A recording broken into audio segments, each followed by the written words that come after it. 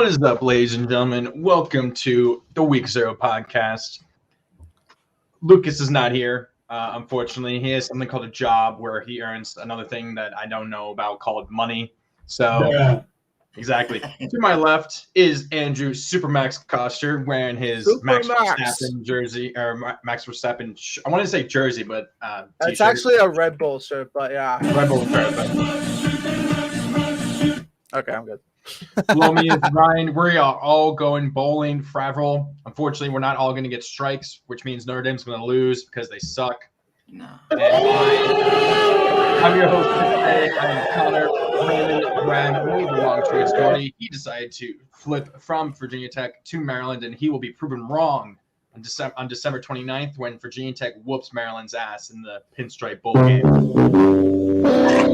And I'm going to be subjecting myself, along with the rest of my family. I'm forcing them to deal with the cold weather of New York in the middle of December. So, to go watch Marcin Burmeister's offense. Well, at least Cornelson's not there anymore. Thank God. Yeah, thank God for that. So we'll have to see. But obviously, that has happened. So this show, obviously, there's not going to be any pick'ems at the end. Now we're going to do any real, any of our normal segments or anything. So many sounds already at the beginning of the show. That's what, 5 already at this point? Yep. It's like 4 or 5. So what I think we'll just do is we'll quickly do a recap of the only game that happened, Army-Navy, and then we'll just talk about the coaching carousel and National Signing Day because a lot has happened. So first off, Army-Navy. Navy proved us all wrong, so we all took Army. I feel bad because I should have taken Navy, being a Navy fan and all that, having grown up there. So what did you guys think of the game? I didn't even watch it. I was busy doing other things. I was actually dealing with an ear infection on Saturday, so I hit the bruh button. Yeah, it was I felt bad. I didn't get a chance to really watch it. My ear was in pain, so that's not really what I was focusing on. Unfortunately, I just went back and saw the score. I was like, I had to rub my eyes a little bit, and yeah. So I did get to watch a little bit of this game. Funny enough, the one time I did turn it on, I got to see I was corrected before the stream, by the way, but it was Navy. I got the two teams mixed up because usually Army's the team that sucks in this game. Well, that's the tradition since 2002. Yeah. So in the last 5 years, they've been, I think, the more dominant team. Yeah. Well, yeah, but Navy still has I think a 13 or 14 game lead over on the series, just because of that winning streak. Yeah. But anyway, it's kind of a shame that you didn't get to watch this game, Andrew, because we got to see a bunch of weird fourth down play calls. And there was actually a lot more passing in this than you would have believed. Even before the Army was driving to try and win the game, there was at least a total of 10 plus pass attempts between the teams before that. I was like, what are we watching? Is this 1925, not 1895 we're watching here? It was unbelievable. I mean, into the future. Go ahead. I did see one play that was actually, it was very un-Army Navy like, where a dude literally basically stepped on, or almost it looked like kicked another, the Army guy kicked the Navy guy on the Navy player, and they both got called for unsportsmanlike conduct. Yeah. Well, I think the Navy guy was doing something though too. He was holding on to his ankle, so the Navy guy lets go, and then lets go, and then he stomps him. And then the guy that stomps and falls down and pretends like he just got hit in the leg, like a soccer player, does one of those fake falls and stuff. Mm-hmm. But if you look at the stats for this game, it was actually pretty even. The only difference was those fourth down play calls. Navy was 3 for 3 on fourth down, while Army, I think, was 1 for 3 on fourth down attempts. And the one that Navy got, which was kind of hilarious. It wasn't even called. It wasn't even meant to be called. He called for a line change, and the freshman, the long snapper, the freshman, and he misheard, and he snapped it directly to the linebacker and smacked him in the face. But he still was able to catch it. He was able to catch it and get 3 yards for the first down. And the announcers actually thought it was like a legit play call. Like they thought that was until the end when he got interviewed. He was like, "Oh yeah, no, that was not planned at all." And everyone was like, "What?" Yeah, it's like your linebacker did that was an amazing play. We didn't think out of anybody your linebacker would get it. He's like, no, it was an accident. Ken Niumatalolo, the head coach, said that was a mistake. That was not supposed to happen. He just called it a mistake. Hey, give credit to that linebacker though for getting that first down. I'm just surprised, I guess, more that Diego.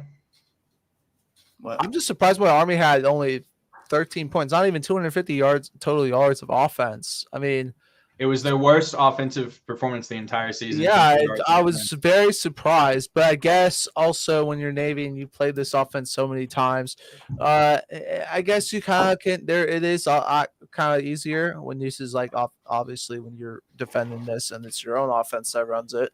But yeah, just looked like from what I've seen, it looks like it was a pretty overall very low scoring defensive game overall though. Army didn't score any points in the second half. They went into halftime up 13-7 and didn't score anything in the second half. They had 57 total yards of offense in the second half. Man, that's wild, actually. But funny enough, though, the game did end because Navy couldn't convert on fourth down. So I mean, the fourth down, Army couldn't. Army couldn't, and it was game over. Yep. So. And as for what Luke just asked here, well, Luke, what's going to happen is he's going to, in about 3 weeks, he's going to fake some sort of medical condition and just retire and then be back coaching in about another 2 years or so for Urban Meyer. Well, according to him, Urban says he's not ever going back to college and he's going to stay the coach at Jacksonville. No, he's going to get sacked. He's going to get fired and no one's going to hire him. Is it bad that I hope he stays in Jacksonville so he can ruin Trevor's career and just make him a bust? That's just wrong, dude. That's just wrong. That's it. No, that's enough. Hey, no, dude, Trevor had everything he wanted in college. Okay. It's time for him to get little. Yeah, but he's already doing that this season. But that's just wrong to say. But I do like that people are blaming him Urban being for good it. is good for the NFL. Like it would be Urban so good. No, it's really not. How is it not good for the NFL? Because you see, like even TJ, was it TJ Leaf or whatever the hell his name was? He was all hyped up and stuff. Ryan Leaf, yeah. Dude was hyped up to all hell, and then he but Ryan Leaf was an absolute douchebag. Like Trevor doesn't have any major I'm saying because I've seen him play multiple times this year. The thing that annoys me is that if this was any other quarterback, aka Josh Rosen, aka any other quarterback that's came out in the first round, Josh Allen even, their first year, they'll play like garbage and they'll get ridiculed for it. But Trevor plays like absolute garbage. No, Trevor's been getting, plenty of people have been saying he's been playing terrible, but they are blaming him more on the fact that Urban's but they're blaming Urban for his interceptions and his it's not even that. He literally put James Robinson in the doghouse for no reason. Everything with Urban's making the thing a soap opera there. Well, if you're gonna have a quarterback, if you're gonna have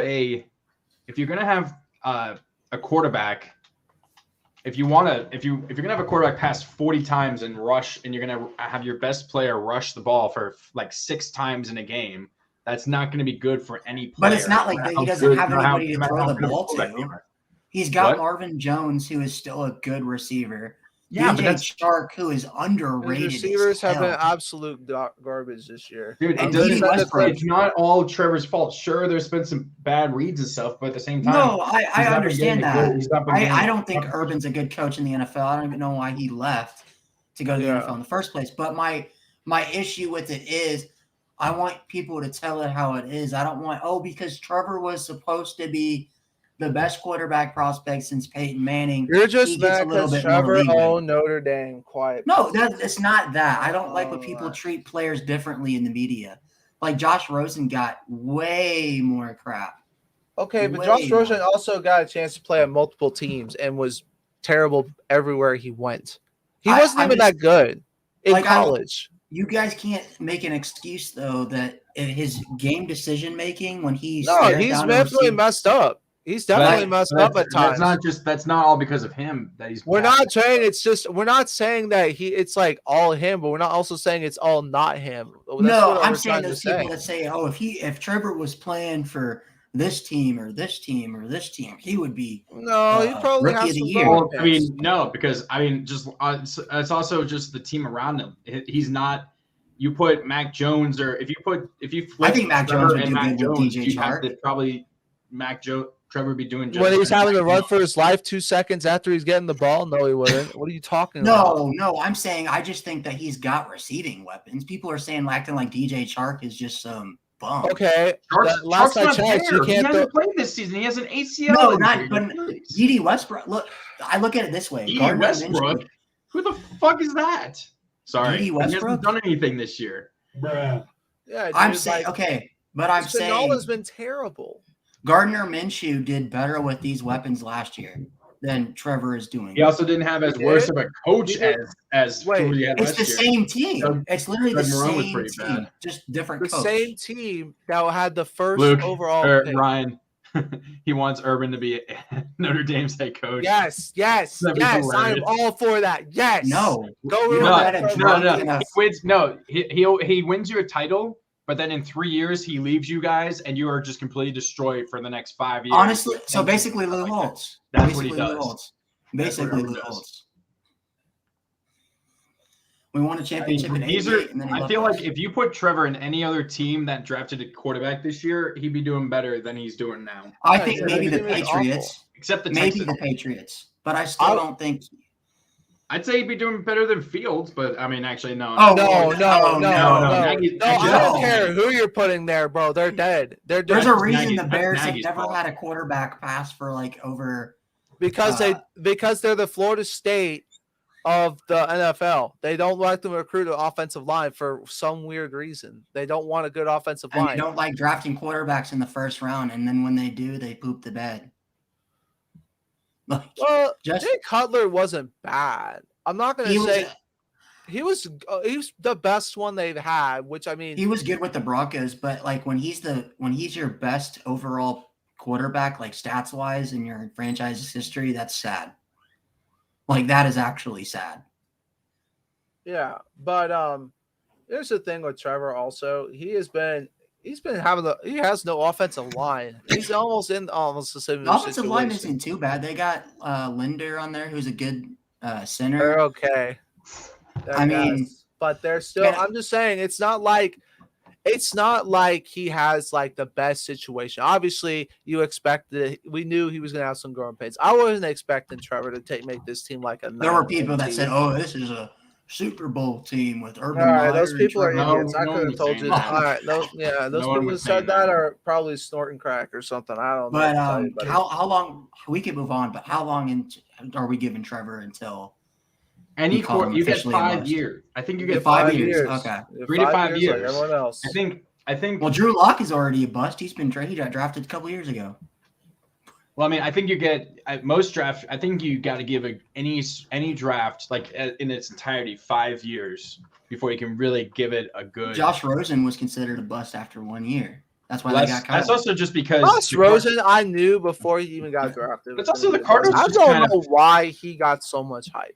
I I don't genuinely either. don't. The Cardinals just kind of Cheeks. ruined because Cardinals were bad, and then they're doing pretty much what happened. The same thing with like Lawrence this year, but they were terrible, and they just threw him into the fire and didn't give him any support, and then they're so bad they just throw him to the side after 1 year, and then he hasn't had a chance since.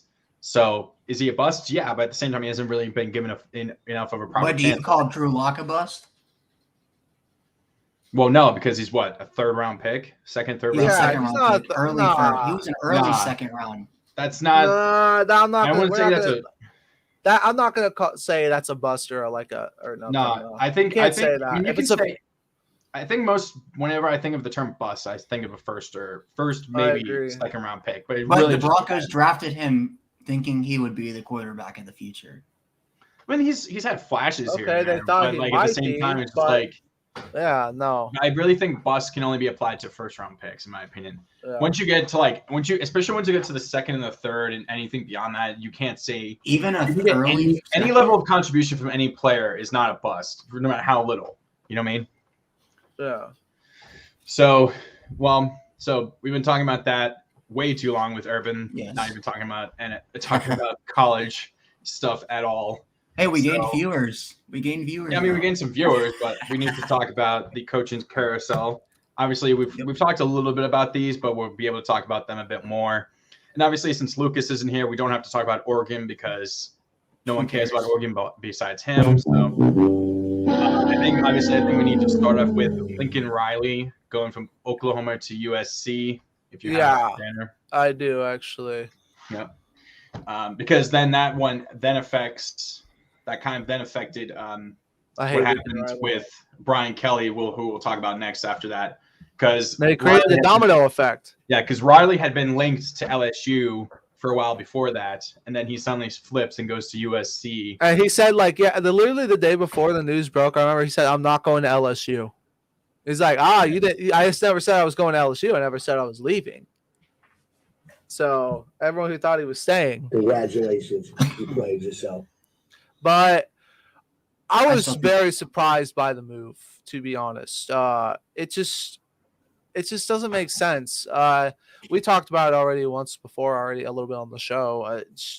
It's USC. Yeah, it's a historically good program, but a program that really hasn't been great since the 2000s. I mean, obviously they had the one good year in 2016, the 2 good years in 2016. But even in 2016, they still got. It still felt flimsy. Like it didn't feel like it was going to last. You know what I mean? That's why. Was that Clay Helm's first full year? Was that 2016? Was his first full year? Clay Helm. Clay Helm. Yeah. Oh, but I'm saying even in that year, the thing that angers me about USC. Darnold? Who did they have besides Darnold at quarterback? They had at quarterback. I don't know. I remember there was so much hype about. It was after Darnold left. It was JT Daniels, and then it was Slovis because JT Daniels got hurt early in the season. Maybe, was it Darnold? It probably was Darnold because they did so well, and then they come in after. It was didn't they play and beat Texas in 2016? They beat Penn State in the Rose Bowl, which was arguably one of the best games of all time. They still got blown up by Notre Dame that year. Oh my God, dude! Shut up, Notre Dame. Okay, what happened? Not in 2016. Yeah, they did. That was the game they came and Josh Adams ran all over the place. No. Wrong. You're thinking the wrong year. 2016 was the year y'all. No, 2016 was the year y'all were absolute poop. That was when we had Josh That's when Adoree Jackson. Y'all were playing at the Coliseum next year. I remember it, and because I was looking for plays Sam Darnold was on that team. Maybe. Okay, he was on. Okay, it was 20. It was either 2017 or 2015 because Adoree Jackson. I remember hurdled a Notre Dame player in the 2016 game and made y'all look silly. But then they got smacked the next okay, year. Congrats. Notre Dame still sucks. He was still the most overhyped quarterback. Yeah, he was. I didn't buy any of the hype on Darnold. No, I mean I didn't either. I remember coming into that game, he was a Heisman favorite, and people were like, "Oh, Josh Adams, he's had a nice year," and then after that game, they're like, "Yeah, Josh Adams is up for Heisman now." Yeah, and then they got smacked by Miami. So that's 2017. So we can talk about that. God, 2017 Miami with the. I blame Notre Dame for the true birth of the turnover chain. That's okay. Clemson killed it. And then Clemson, you don't blame Notre Dame. You blame Brandon Wimbush for that. That was his fault. No, it's Notre Dame. Last I checked. Well, no, Miami had it, but that was that was the national game where they blew Notre Dame out, and then you started seeing it more and more because it got. One year. Connor. Let's act like Virginia Tech didn't play part in this either the game before. What?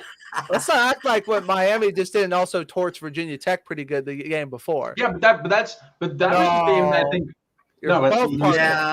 No, that was the game. Are part of this. You both are part of it. That was the game. Both of you. But the Notre Dame game was on ABC. It was the night. But you're not listening. Brandon Wimbush threw 3 pick sixes. A turnover chain watch cam. There was a specific camera right next to the turnover chain box. I remember that. Don't blame us. Blame Wimbush. He threw 3 pick sixes. Okay, last I checked, Wimbush is part of your team, so I'm blaming He was ass. He was ass. That's why. Okay, so it's Notre Dame been since the last couple of years. So Ian Book blah blah blah. Ian Book still got owned by Clemson when they had their starters play. But listen, I think the thing is also we need to look at is USC. he's still got a lot of work to do at USC. Lincoln Riley. I went over and I looked at their recruiting rankings, and I don't see them high up there. Even with getting like the guys that switched from Oklahoma to USC for this year. No, they're not. No, they're not. No. Top 50, I don't think. If I look, didn't they have a 5-star quarterback recruit switch from Oklahoma to USC? Or was that 2023? Maybe 2023. It was like Malachi something. USC are trying to flip a lot of people. I guess the biggest thing they got. They are 7th in the 2023 class. That is correct. I'll say this though. CJ Williams is a good pickup. He was he originally committed to USC, but he only decommitted from Notre Dame because he wanted to go play with Lincoln Riley in his system. Yeah, no one wants to go play in the anyway. But I just it's going to take some work. I think he can get that program back as long as the board. Yes, it's a big question for them. Yeah, he's in an easier conference. Really, your toughest team right now is Oregon. Stanford's down. Utah, they were. Utah isn't going to be consistently good. Come on. Okay. They're having all their players returning. One really good season and be very mediocre. It's just like Utah has not. They've been good at times, but they haven't been consistently good. And then you have Arizona State randomly have one really good year. Like this year, they were 8-4, and then they'll be down to like 5-7 or 6-6 the next year after. I think going into next year, I would say Utah 1, 2, Oregon 2. And then I would put it at 3. Actually, I'd put Arizona State above USC and then USC. We'll see. I think Oregon State could be up there too. Honestly, I think Oregon State could be good too. Maybe. It's just so hard to tell because, they've got 2 5-star already commits for the 2023 class. Well, also, is DTR returning for UCLA? No, I think he's not. For UCLA, he's not. I don't think. No. Why wouldn't he? I don't know. I've just been hearing that apparently the bowl game might be his last game. Yeah. Where he's not going to get drafted very high with him not playing half the season. Well, I mean, maybe he doesn't want – it's like kind of the same thing with Justin Ross. He doesn't want to take the chance of getting hurt again. So Ross would have been a first-round pick if he hadn't been injured last year. Well, I mean, to be fair, this condition they found, it never showed up before, and it was like life-threatening. So it's not like it just randomly came up, which is I don't know why JOK went as far as he did either, because he was projected top 10. He had a heart condition. I know, but still, like he was. His sweat fell. He was supposed to be like a top 10 pick, and he fell all the way to like 26 because he had a heart condition. I'm surprised other people aren't talking about JOK. But he got like a second opinion at the combine, and they said, it might have been a misdiagnosis. So it's like it was a steal of a pick by Washington. Has he not been playing good, by the way? Well, because I haven't seen him been injured. Sweat's been injured. JOK. So JOK. No, he was playing against the Ravens. He was there. I'm saying he's not been. It's just like I haven't heard his name said much in terms of like around the league, but he was playing.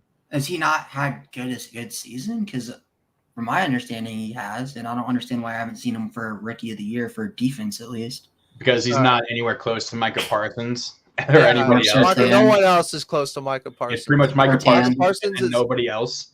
No, Surtain is nowhere close to Micah Parsons. It's not Surtain. No, it's break a record hasn't been broken since 1954. Oh my God! It's Parsons. It literally. How? Surtain is the best corner in the. I will bet you $20 that Parsons will win it.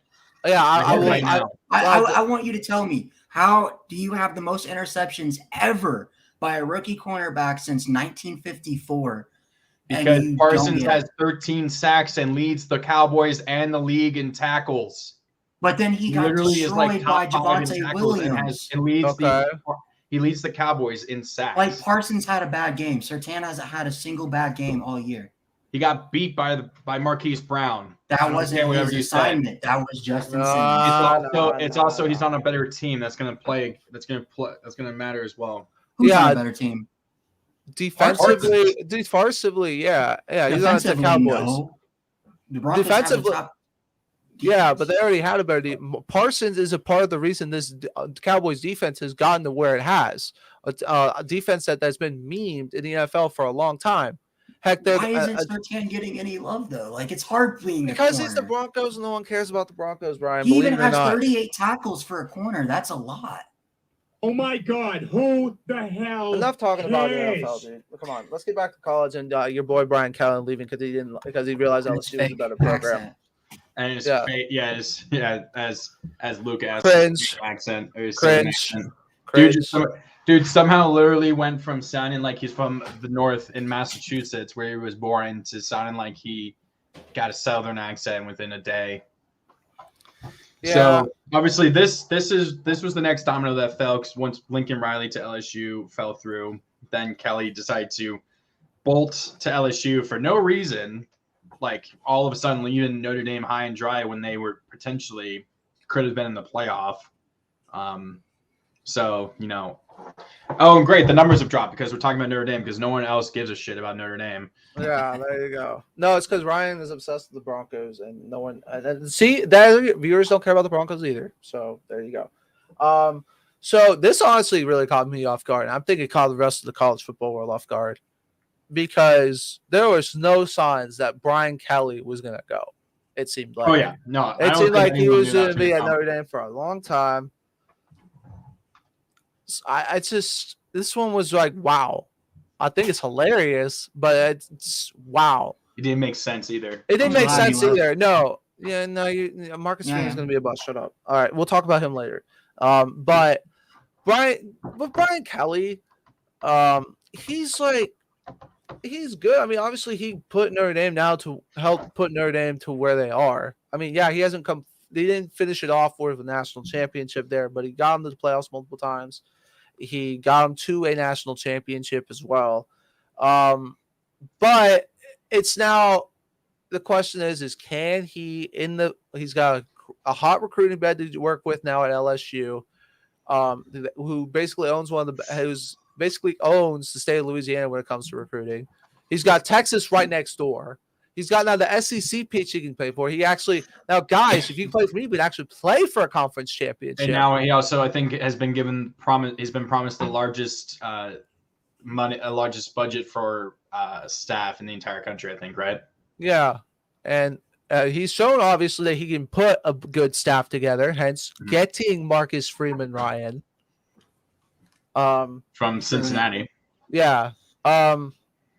But I think this is going to be, it's going to be kind of you got to have to kind of start from square one. LSU fans, you can't expect him necessarily to get this program like competing with Bama in a year. It's going to take at least a year or Georgia or anything. I'm just saying more just in the West first. Well, even on the LSU message boards, a lot of fans do not like that he's their coach now. Well, I think they just didn't like him from his time at Notre Dame. No, it's not that. Well, also because we beat them. We're 3-0 against them in bowl games. But yeah, you did beat them. We're against not in bowl games, not in the Sugar Bowl in 2006 when Jamarcus Russell. It doesn't matter. Brian Kelly wasn't there. Okay, yeah, but you made Jamarcus Russell a first-round pick. That is a special kind of talent right there for Notre Dame. Yeah, never forget. I remember that, and I'm just like, dude, no. That was his last win, and that was his last ever career win. If you look at his record, he didn't have any wins in the NFL. True fact. But he had like a lot of LSU fans. The reason they don't like Brian Kelly is I've seen a lot of them say that he did the same stuff to Cincinnati. He did the same thing to Notre Dame.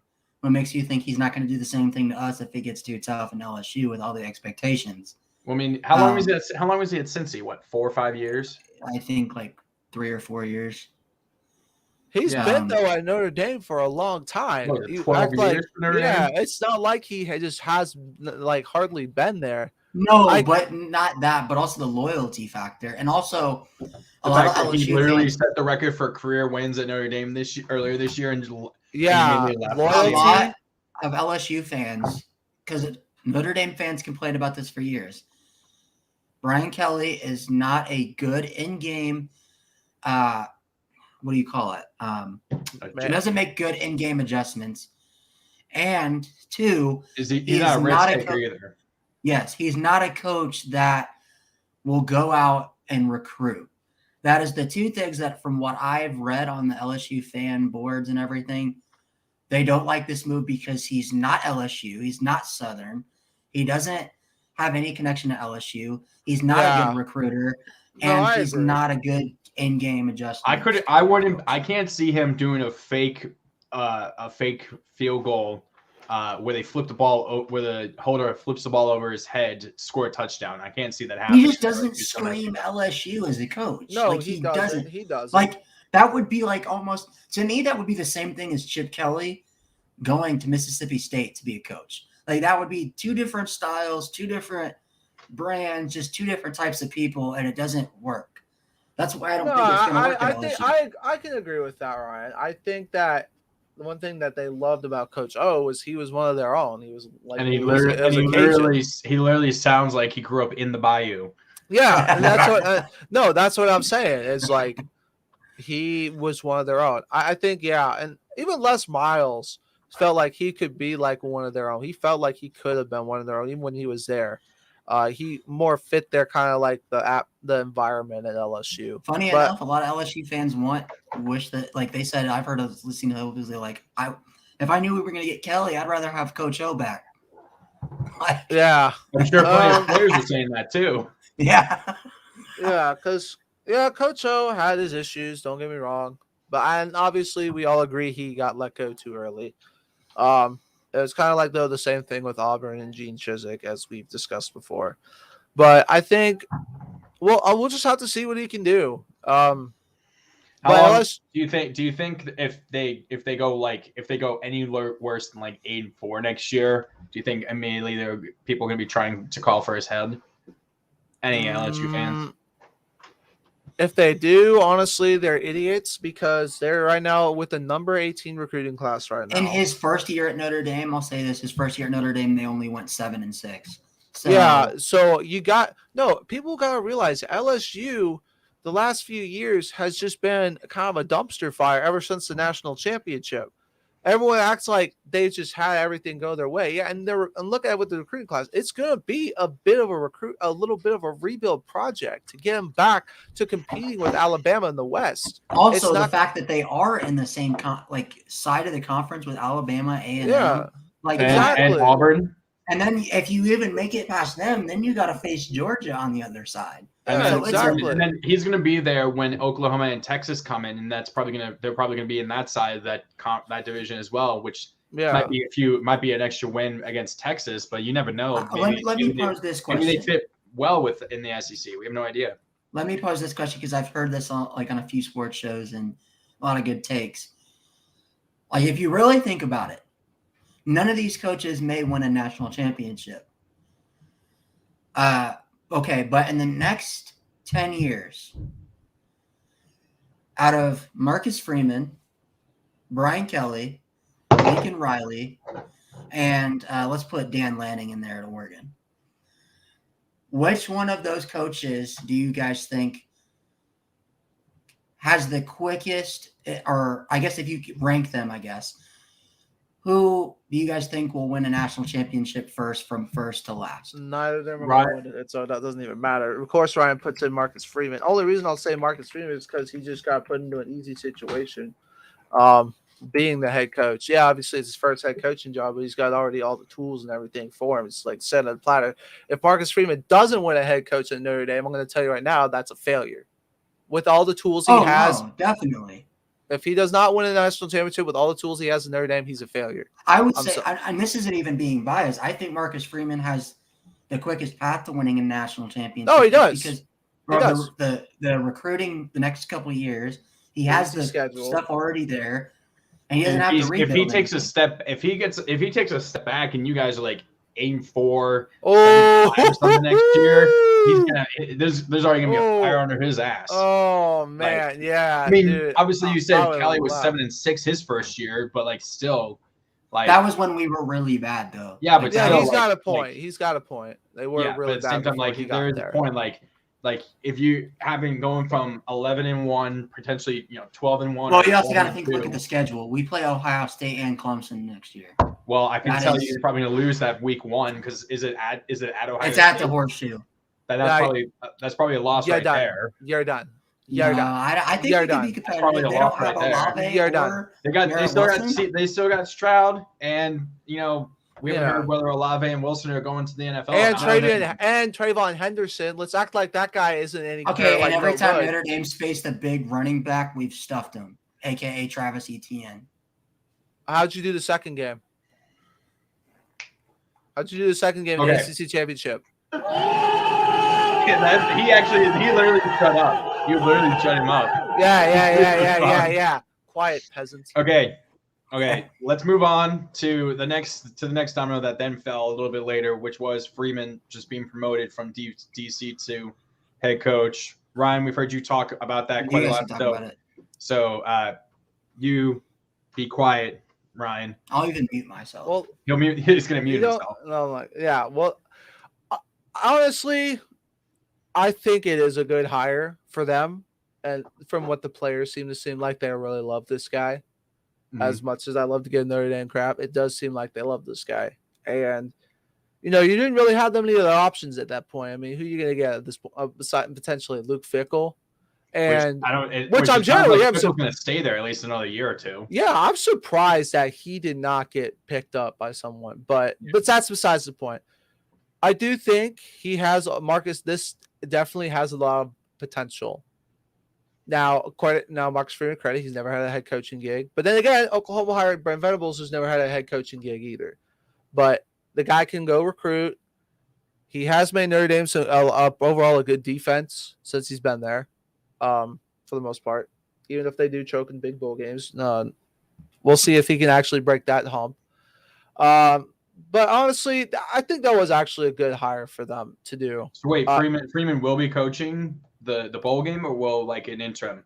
Yeah, he should. Well, it wouldn't. Yeah, I was about to say it wouldn't make sense for someone else as he's already been there. He can just as if the NCAA rule is you can't have the new coach the bowl game unless it was a coach that was already on. So since he's already there, he's like, you can already say. I mean, technically he's already the head coach, but you could just say he's the interim for that game. Yeah. I think it was. Just given what they had, the other options they had, it was you're going to get Luke Fickell, you're going to get or as someone from the group of five. Someone from the group of five, like Chadwell or Napier. Yeah, and I think Napier was already at Florida. Well, that was Napier was probably the biggest name that we thought was going to move. We didn't. Well, from what Jack Swarbrick said, we didn't think Riley or Kelly were going to move. We thought Napier was the biggest name that was going to move. From what Swarbrick said, it was either Fickell, Freeman, or Matt Campbell. Those were the only three people they were looking at. That's something else I want to posit. We can talk about that a little bit later about Campbell. But I respect though Campbell staying at Iowa State from what he has made them. At least not saying that they're obviously an elite program, but very inconsistent. They're much better than they're better than when he got there for sure. Oh yeah, they're much better than they have been in the past. I mean, he won them a dang New Year's Six Bowl last year. Yeah. So that no one ever would have thought Iowa State doing that. But I think overall this is a good hire for Notre Dame. Now we'll see how it pans out. Freeman's definitely got he's definitely got the opportunity. That's just no more. The question is can he take advantage of it? What do you? Luke's in the chat. Oh my God, your coach has never been a head coach either. Lucas, calm down. Yeah, but I'd take Lanning's probably better than Freeman as a defensive coordinator. No. Okay. Yeah, I would say he's better as defensive coordinator, but also I will say Marcus Freeman seems like he is a better recruiter. That's probably true too. Yeah, because Georgia is smart. That's Kirby Smart is the recruiter there. Yeah. What do you think though, Connor? About Freeman? I mean, I think it's like you said.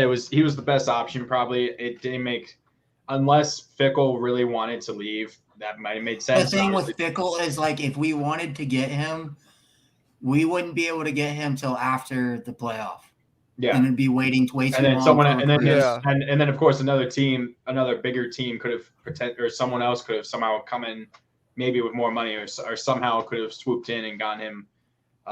Maybe like a USC if Riley had him. It was also a fear because Marcus Freeman even said in his press conference that the night that he was named the head coach, Brian Kelly called him literally an hour before and said, "Hey, how'd you like to come to LSU with me? Be my DC.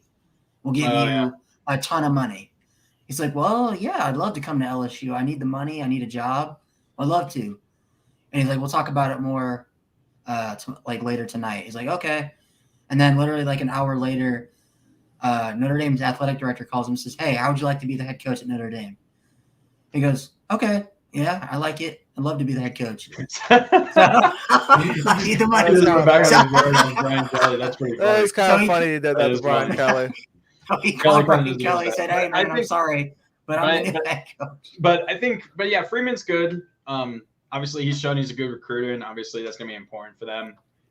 He's willing to go out and go on the road and recruit. Obviously, I think he'll probably he deserves at least a year or at least a full year before you can really, say or criticize him or start saying his seat's on fire if he doesn't do very well next year, which not very good. Could be like a 9-3 or worse season for Notre Dame, honestly. But I think it's a good choice. And there was no really other options that happened. Obviously, Brian Kelly leaving kind of blindsided Notre Dame, so they had to kind of scramble. But they didn't have to scramble that hard for it. But they panicked for a second there, it seemed. Well, and can I also say it's hilarious because Brian Kelly didn't get his answer that Marcus Freeman wasn't. He also did, yeah. Kelly tried to bring everybody from Notre Dame with him, right? Yeah. Well, funny story. Brian Kelly didn't know that Tommy Rees or Marcus Freeman were staying at Notre Dame until he seen the tweet about it. Oh, so it's just kind of a little payback, but I feel like this is either going to be a big splash hire for Notre Dame. Like this could go really well, and Marcus Freeman could elevate them to the next level, which is that elite tier, or it could either go really bad, and Notre Dame could go back to the way things were before Kelly came there, where it was a struggle to even. Or what if he unfortunately is only able to keep it where it is now? No. Honestly, I'd be okay with that if he could just recruit. Because there's no issue with being 11-1. The issue is we don't have the players on every single. We may have one player like a running back that's on the same level as a linebacker from Clemson, but we don't have a wide receiver, quarterback, running back, O-line, defense to keep up with match up with every single player that Clemson, Bama, Georgia has. Yeah. Notre Dame always has like 1, 2, or 3 players that are on that level, but we don't have a full roster. That's where I think Freeman can kind of come in and recruit to where we can match up with the Jimmies and Joes against the Clemson and Alabama, because that's always been the issue. It's never really been the coaching or just the scheming. It's just, can you execute and can you be a better player than the player across from you? Yeah. Okay. I think we've talked about Notre Dame. What's the next? What did you have for the next one? There's you have Oregon? I did have Oregon. Mario Cristobal going. We can talk about that. So Mario Cristobal leaves. Mario gets a huge amount of money from Miami, and also pisses off a lot of Miami teachers. Which did you guys read about that? No, I did not. So Miami last year had to cut like $100 million worth of faculty pay and other considerations and stuff because of the pandemic, and then they go and give Cristobal an $80 million contract, and the faculty is super mad at the school and the athletic director right now because of that. I did not. Obviously, they're focusing. What do they get? They're not focused on the academics, which. When I think of Miami, I don't think of academics. I think of convicts and football. I think of the South. I think of South Beach and football, and that's about it. No, you think of shackles, convicts, and football. Oh my gosh! All right, that's not the U in the 80s. That's the 80s, Colin, dude. Yeah, that's when they were good. They were good in the 2000s too. Let's not forget 2002. That. And then I take 2002 Miami against pretty much any team. You know what? Can I just say, why is everyone scared to keep rivalries with Notre Dame? Miami even cut it off. Like Miami's not even a rivalry thing. No, back in the 80s and 90s, yes, it was. Especially in the 90s when we were competing for national championships with them, like in the early 90s. Like they kept it probably like because that. Just how much how much money Notre Dame is probably trying to charge people to do it year to year. Look who made it on. Yo. How were you able to do it? I thought you had to work. Yeah, I just got home. Why are you all fuzzy? Because his thing is out of focus. That's You're why. out of focus. No, because his camera still can't handle the fact that Mario's gone. Oh my god. I ain't worried about it, dude. Now, Dan's Lucas, great. I do need to know: is Dan Lanning gonna be there? Gonna come after Georgia gets to the playoff, or what? Or is he already there? I don't know what's going on with that. So he went to he did like the introductory interview or whatever, or not interview, but like whatever you want to call it. He went there, did his little speech or whatever, talked to some of the team, and then I think he flew back to Georgia, and he is going to coach for their playoff, which I think is I like really, that. really good. I like that. That's so. It's like what Kirby How Smart much of a did. douchebag would that Because be he's if still he fighting didn't? for a championship, obviously. Yeah, well, yeah, that's what I'm saying. I just didn't know. Like, you never know these days. I mean, that's what when Kirby Smart went to Georgia, he finished off the year his last year out there when they won the national Can I championship. say though, like if coaches start pulling that stuff, that would actually Would you have been less mad at Brian Kelly if we made it to the playoff and then Brian Kelly left? Oh. Oh no, we would have been. Well, yeah, and it's No, part we of the would've been- no, experience I'm saying too. if he coached you through the rest of the year, knowing he was leaving for LSU, would you have been more okay with it? No, I actually would have had more respect for him. That's what I'm saying. Yeah, you would have. You would Yeah, have. I would have had more respect for that, dude. I don't think it's right that coaches get to leave before. Like, I feel like they should push back the national signing day a month, just so. Well, they used to have it further back. They didn't start doing that till recently. Yeah, I agree. I don't like it as well, but I get also why they do it. Because you know what, I literally. Okay, guys. We need to talk about Mario Cristobal. Yeah. Let me put my 2 cents Right, into I didn't mean this. to interrupt you, but we need to. Let's hear Lucas because he just joined us. So perfect timing to join. Yeah. My thing about it is that it sucks. Yeah, it's unfortunate. But we've seen this kind of thing happen before, and it was funny because Dan Lanning kind of like poked fun at it because he was from some like I don't know, community college D3, whatever it was. That's where he went and played football. So he was like, if they came calling, I'd probably stay at Oregon. So it was kind of funny, but that is actually hilarious. So, but my thing about it is it was kind of inevitable. We kind of knew it was going to happen. I mean, Taggart already did it to us before. So we kind of had the idea that it was going to happen at some point. I mean, I think all of us can agree that Miami is in no way, shape, or form a better program at this current state than Oregon is. But they can be. So I think that's what Mario wants to, get them back to, is that they can be a really good program. I remember a month ago when Lucas said, "Oh, Mario would never leave us." Well, nobody thought that he would really leave because why would you? Nobody thought Brian Kelly would leave either. Or Lincoln Riley. Yeah, and here's the thing is that Mario's getting paid less right now. He doesn't have a Nike deal with Miami either, which means he's making way less money than he did when he was at Oregon. Yeah, freaking Adidas. He's only there because it's his alma mater and he wants to get him back big. And I respect that. I don't think that. I'll ever be back to that. It makes sense, but it's like, I mean, it's a job, dude. You got to make your money if you want a chance at a national title.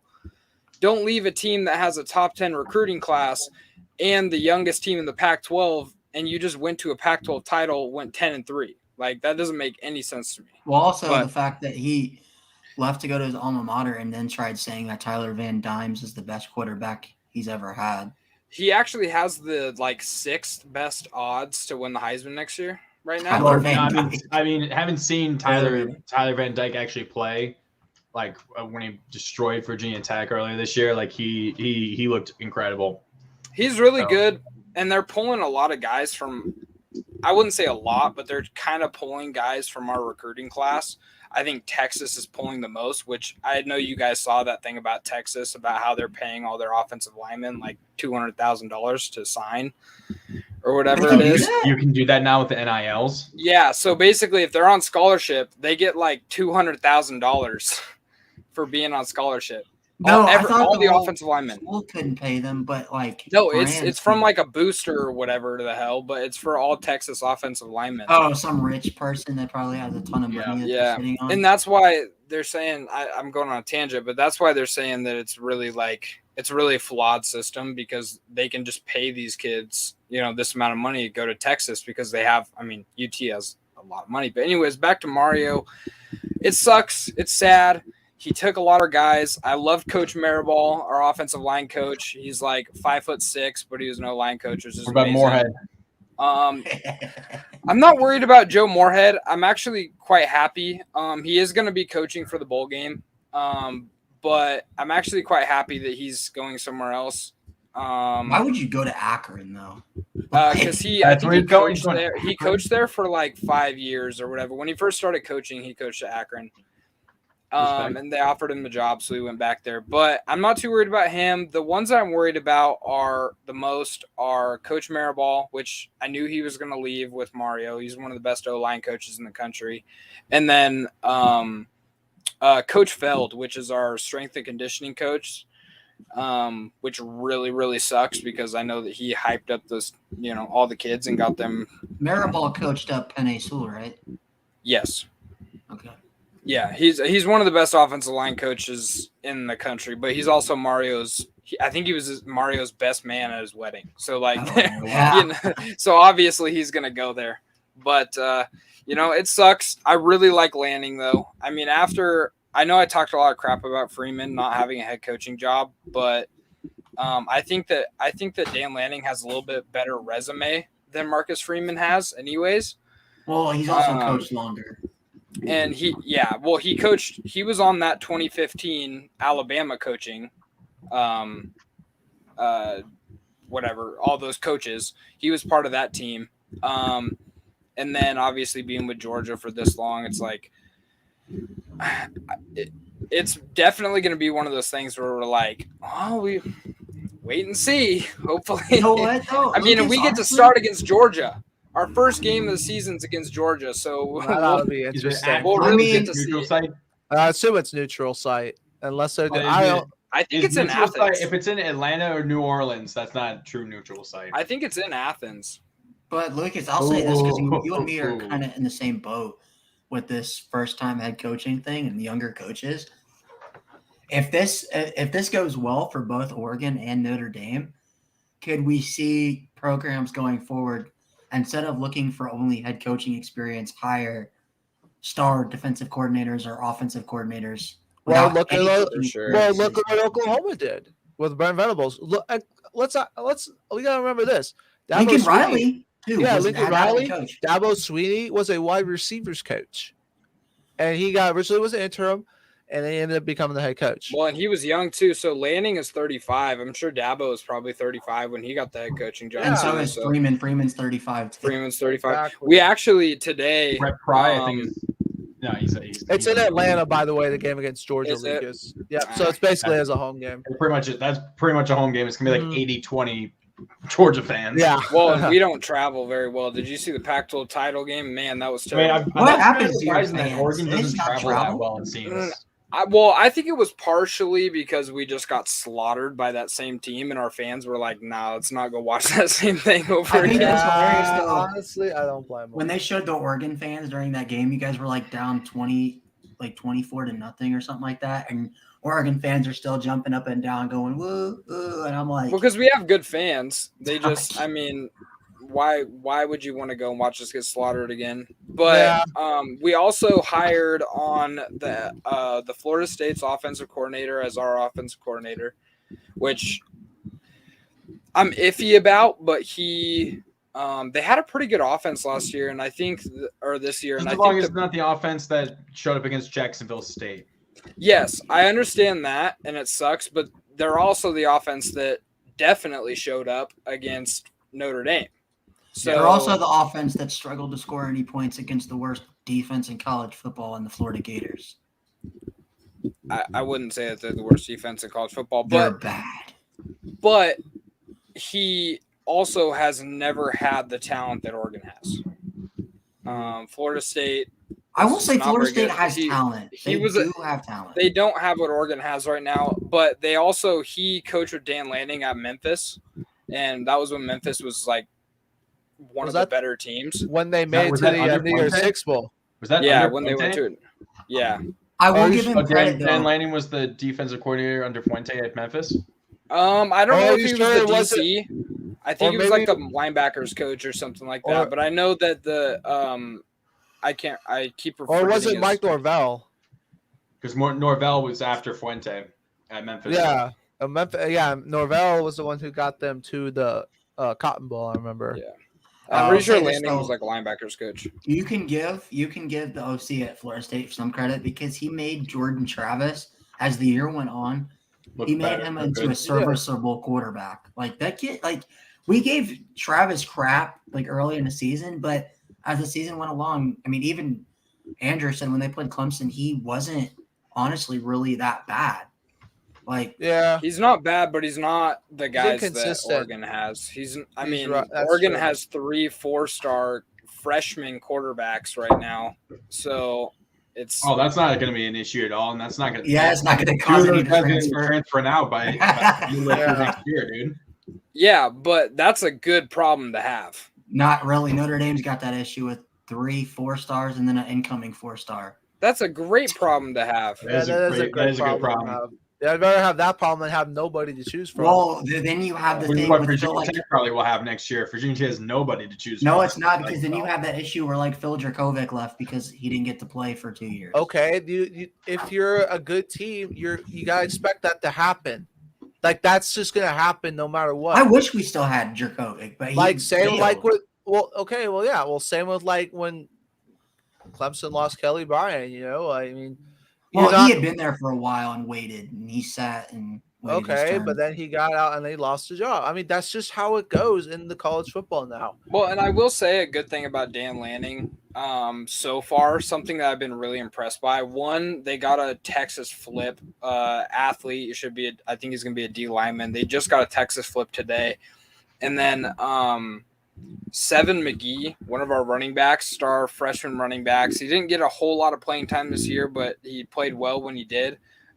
He announced that he was entering the transfer portal, and then the very next day, within 24 hours, talked to Dan Lanning and our head recruiting guy that just got re-signed, and decided to stay at Oregon. So that's like so huge, so massive for Dan Lanning to not only be preparing for the biggest game of his career and then still being able to pull guys over to Oregon or back to Oregon. So that's like been so huge so far.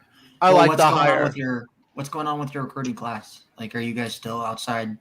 the top 10, It's or- getting better. I mean, we had a 4-star corner, Jalil Tucker. He signed today. I think we only had 2 guys signed today, which isn't great, but it's getting better. And I know for sure once January's up, and like the dead period and the national championship and all that, once that's up, I know for a fact. Is Dan there a Lanning- second signing day, by the way? Like, how does that work? Because I've It's heard like there's a a second second one. There's January. national It's like signing day. it's after the championship. It's sometime in January, Yeah. isn't it? Yeah. Okay.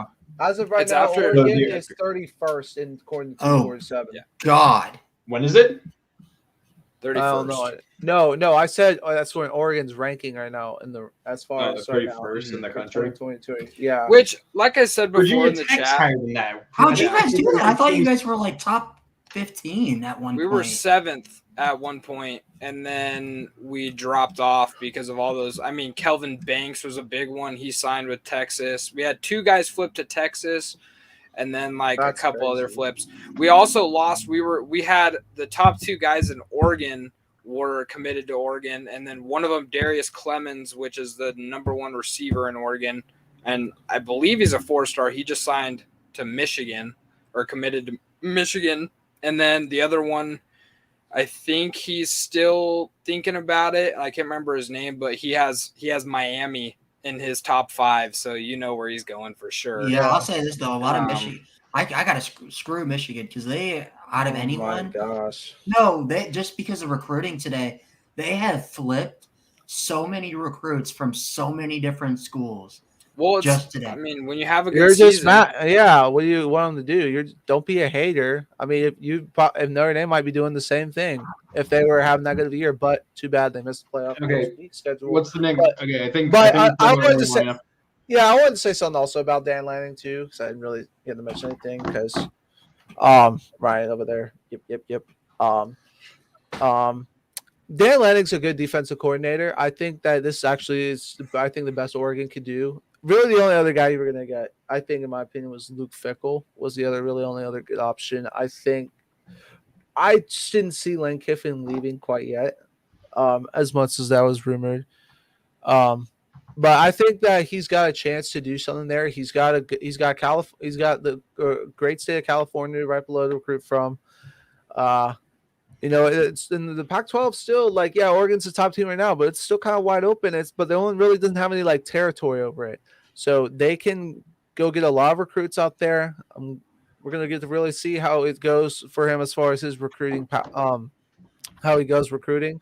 Obviously, Kirby was a big time recruiter, but he probably took a lot of time in learning how to recruit from Kirby, which I think is important. So I think that should actually work out very well for Oregon. We'll see, obviously, how it goes. But I think it's definitely a good hire for them. They definitely did not fumble the bag in hiring Dan Lanning, in my opinion. In both situations for Notre Dame and Oregon, I think it's either a splash hire or it could go really bad. It's Yeah, one of the two. Exactly. I agree. yeah. You said you were pretty adamant, Costa, that Venables was never going to leave, at least not anytime soon. Man, I can go back And and then play he the left. clip where he says Venables doesn't want to be a head coach. What part? And you literally said it's because he moved. It just came out of nowhere into a house, right? Yeah. Well, going back on it, I did also forget that all the time he did spend in Oklahoma. And honestly, was he like a? He was their defensive coordinator for some time when Stoops was there, and then Bob Stoops was an idiot, and for some reason just like said, "I want my brother. You're no good," which was really stupid. But he apparently, but this, if there was any head coaching job that Venables was going to get, it was going to be Oklahoma, and honestly, because that's the one he wanted. So honestly, I'm happy for him. I'm just glad we got him as long as we did. But I think this was a great hire for Oklahoma. As much as I'd like to give Oklahoma fans crap, they got a very good hire, in my opinion. Yeah, I might sound a little biased, but I mean, the stats don't lie for itself. I mean, look at what Venables has done during his time as Clemson. He's produced some great athletes, some insane defenses over the past 5 years. Like when Clemson got there, Clemson hired him actually the game after they had West Virginia hung 70 on them in the Orange Bowl, and that first 2011, yeah, the year after Clemson smacked Virginia Tech twice, funny enough, and Kevin Steele actually kind of looked good, and then that happened, but Brent Venables, he's not just a great defensive guy. I mean, obviously he's got the fire, he's got the passion, but he's a great recruiter. I mean, he also looks like Willem Dafoe from the Spider-Man. Yes, he does. Spider-Man. He's I don't know if you guys seen this, but he's actually trying to get Mark Stoops to leave Kentucky to come be his defensive coordinator. Stoops just signed an extension. No, I know. Yeah, there was a Oklahoma so. thing about it. But I think he's also a great recruiter. A lot of times when Dabo's been out recruiting, he's been right there with him, and players love playing for him. Just when I've talked to a good amount of players when I was in school there, and they just always loved about how him and Dabo were both great guys. And when he left, I mean, I've seen there's multiple videos of Venables saying that Clemson was hard to leave, but I mean, he's gonna I think be a great guy there. I mean, Oklahoma's had the offensive thing down for a while, but defensively, yeah, that's the thing. And when he was there, their defense was good. Like I think during that 2000 national championship team, I think he was the defensive coordinator at Oklahoma. Funny enough, you mean 2008 or no 2000? Like when they last won the national championship over Florida State. Oh, yeah. Wow. I think he was there in 2008 as well, and their defense was still pretty good too. But I really do think that Oklahoma did get a good a home run hire in this guy. As much as I hate to see him go, he deserved it. He deserved the opportunity to go. I'm very happy for Brent and just thankful for everything he did at Clemson. And I wish him nothing but the best, and I hope he has a lot of success in Oklahoma.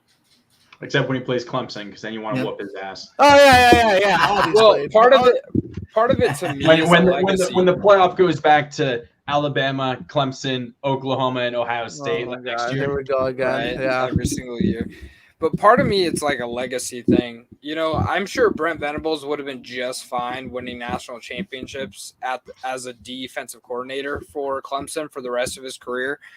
But there's a lot of people that they want their legacy to be different. Because, like, I mean, when you guys win national titles, who do they talk about? Dabo Sweeney.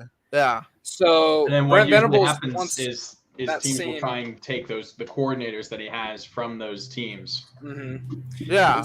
And so Brent Venables, you know, he wants that same feeling. He wants that. Oh, Oklahoma or Clemson, whatever, just won a national title.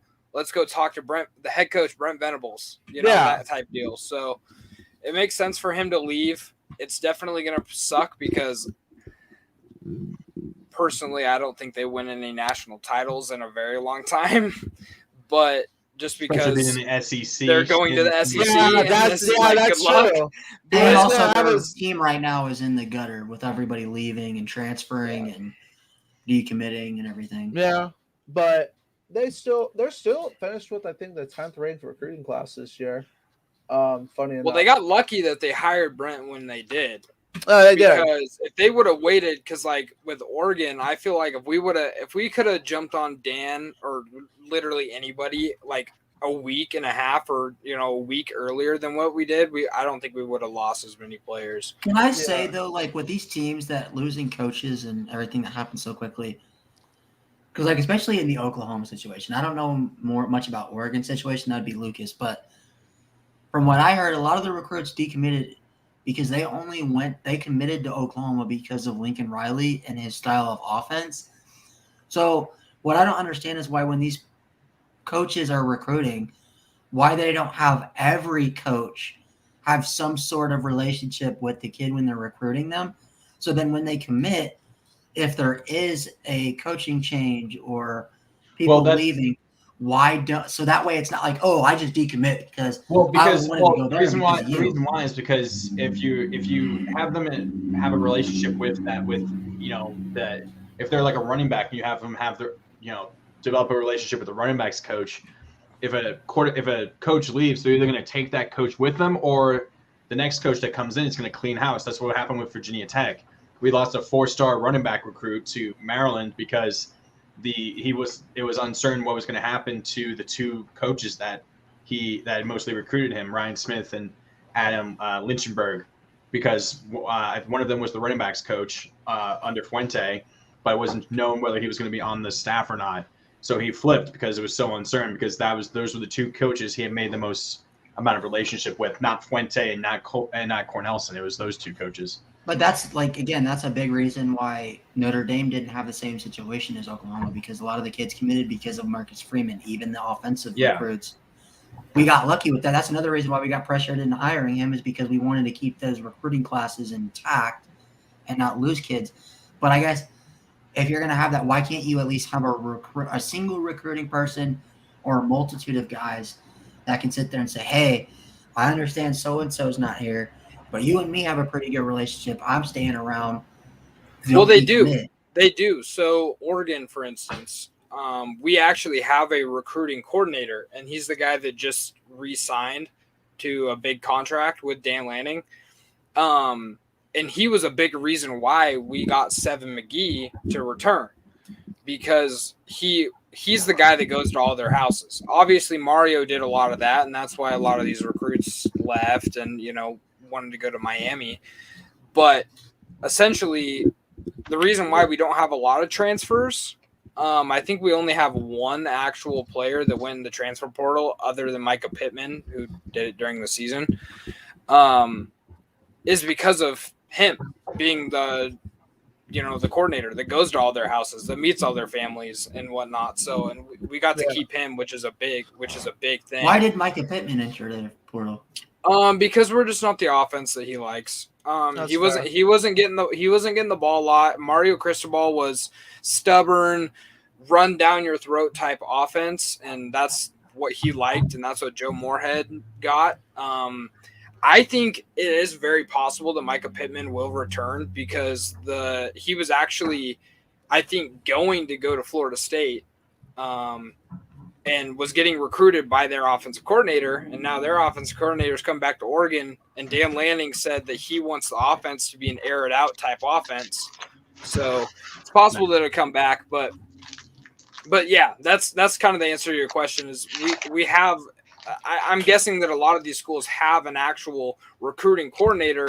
It's just the schools that get the best recruits are the schools that have the coaches, like the head coach will go to the kid's house and talk to them, and that are good recruiters. Like, for instance, Fuente and Brian Kelly, they weren't like that.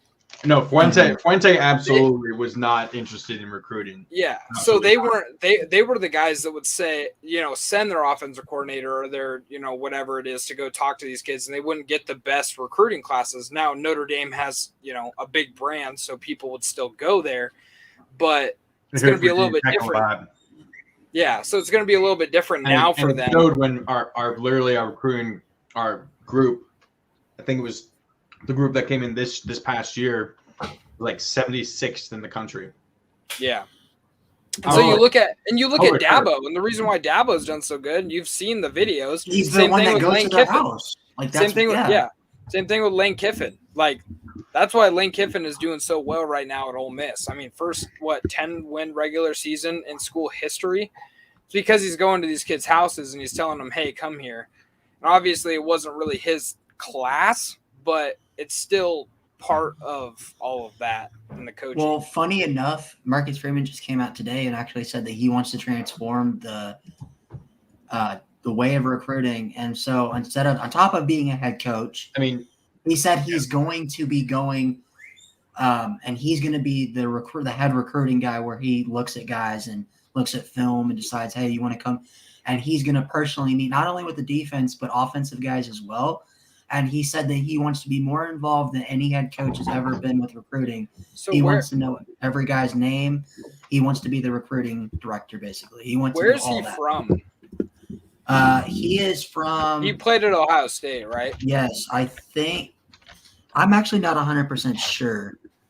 I think he's a Midwest guy, but I'm not 100% sure. I only wonder because now I feel like nowadays we're seeing a lot of guys trying to go back to where they were originally. And we're seeing it more and more and more.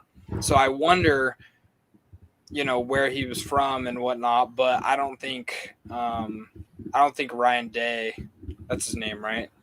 I think it was Ryan Day. I don't think Ryan Day is going anywhere anytime soon. So I think you're in good shape. Okay. So, do you have a segment on VT? Probably not. Yeah, I do. So he's from Ohio. Yeah, he's from Ohio. Who's from Ohio? Marcus Freeman. Okay. Born and raised in Ohio. Switch. Brent was prize. He was the prize. I do find it hilarious how we started this year and all of our teams had major changes in coaching this year. 3 of us have new head coaches, and then Clemson has lost both their offensive and defensive coordinator. Yeah, although the defense coordinator has basically been calling the plays for us the last 3 years, so hopefully the defense won't fall off too much. So, I want you guys to give your thoughts on this before I talk a bit about this, really. For me, I don't know. I think you're in kind of the same boat as really Ryan and I on who freaking knows. I mean, I don't know. Well, actually, because he doesn't have head coaching experience either. Yeah, and I don't know. He's the oldest of the 3. He's like in his 50s. He's been coaching for 30 plus years, so he has the experience. They all have different experiences, though, which is weird. Mm-hmm. Marcus Freeman was an NFL player. Lanning was he started off just in coaching, right? Was he ever a Yeah, player? right when he played football, but right when he right when he stopped, got out of college, graduated, he became a graduate assistant at Pitt, and then moved on to a bunch of different schools. Yeah, and then Pry's been all over the place. But I think with Brent Pry, to me, I think he needs to come in because he was the OC at Penn State. DC, okay. I think he needs to come in and for me, I think Virginia Tech is in full 1,000,000% rebuild mode, where he needs to completely change The culture, everything about the program. And it's the same thing that, Mario Cristobal did when he came into Oregon, bringing this to, back to Oregon, of course. But it's the same kind of deal where before Mario became the head coach, I mean, the previous 2 years we were 4-8 and then 7-5 in the regular season. And then he turned us into an actual good team after a 7-5, record his first season. I think that's what Brent Pry needs to do as well. I don't think you guys are losing a lot this year. I think we talked about it on the last podcast, or maybe one of the wide other ones. receivers is the main thing. I don't think you guys are losing too much. I think Raheem Blackshear could be one of the best running backs in all of college football, and I think he can turn into that. Brent Pry. See, I'm not sure. Let me check actually if he's a senior. I'll check that real quick while you keep talking. Sorry. But I think for me, I think that he can turn him around for sure. He might run into some bumps on the way. So Blackshear's a redshirt junior, so he probably has another year. Yeah, so he turned it on at the end of the season. I think in 2 of the last 3 weeks, he was ACC running back of the week. Is he actually a redshirt junior, or is he? That's what it says on Virginia Tech. He's a redshirt junior now. So and I haven't heard anything about him deciding to go to the NFL yet. So I wonder. Now we just, like I mentioned before, we lost a 4-star running back recruit to Maryland. We have a 3-star coming in named Bryce Duke, who's pretty good. He was named, I think the Washington Post named him the All-Metro Football Player of the Year, or wherever, whatever major city that he's nearby to. Well, and here's the thing about Virginia Tech is if they turn into, they could easily turn into a 2021 Clemson team where they just have a rock solid defense that just absolutely shut down defense. Basically, I think that's what we'll have. If we can have Penn State's defense and even Penn State's offense they had this year, or even slightly better, that's 8 to 9 wins right there. I mean, when you have a defense that you're confident in, where they can go get a goal line stand at the 1-yard line, not only once, but twice. Well, we're thinking. If you look back at Virginia Tech's Golden Age, was exactly that. It was a defense that was top 10 in the country, and an offense that was run the ball, but was maybe middle of the road to even worse. And other than Michael Vick, when he was there, their offense was, I think, never higher than top 60 in the country. So if you can even go back to that. But that's the biggest thing. I'm sorry for interrupting you, Lucas, but I think that's the biggest thing that Fuente had to deal with was changing the identity of Virginia Tech from Beamer ball, special teams focus, defensive focus, and so on and so forth. So he brought up a lot of different things. So he tried to create his own traditions and stuff, which some of them worked, each week a different player wore the number 25, because that was what Frank Beamer wore as a player. That was a player that usually contributed on special teams as well. I hope they continue doing that, because that's really been very well received. But now, Fuente didn't have the personality to fully make the changes he needed to with the culture, because he was very much, he didn't like talking to the public. We almost never got any insight into the team. He only ever did one open practice the entire season, sometime in April. He never did it during the summer or anything, or towards the end of the season, or during the season and whatnot. He was very much, he didn't like recruiting as well, and that showed with how bad the recruiting classes got. I think the best he ever got was maybe his second season. It was like top 25 or something. But he had like 30s. It was like in the 30s, then the 40s, and then it was like 76th was before this past year. Well, of course, that was impacted by COVID, but still. And Pry is already. I've been seeing photos on Twitter of Pry and the coaching staff that he has. Already in recruiting together, being in the homes of these players to trying to recruit for this class. So it's very refreshing to see that. You went to Virginia Tech, correct? Mm-hmm. Okay. So something that I've heard, and it was actually on Tom Segura's podcast. He had Chris Long on, obviously Virginia alum, and he was talking about the fact that he wanted to go to Virginia Tech. That was the team he wanted to go to. Chris Long?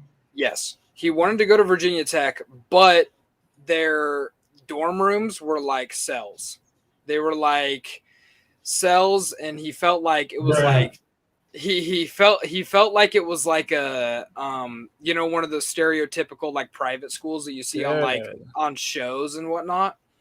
And so that's why he decided. Wait, that's where he thought Virginia Tech was? Yes. So then he decided to go to Virginia because it felt less like when I went to Virginia, I was like, oh, this immediately felt like a prep school. Immediately, I was like, I do not belong here at all. Like, it felt immediately, I knew it felt like a true private school, private school, really? Whatever. Like, what he said was more like it felt more free at Virginia, kind of. And you guys can go back and look at it, and I don't do it justice, but that's kind of like the gist of it. And I wonder if Virginia Tech isn't putting in enough effort for these kids to feel like they want to spend their next 4 to 5 years at that program. I can answer that. So when you look at what Beamer was able to do as a coach, he never recruited very well.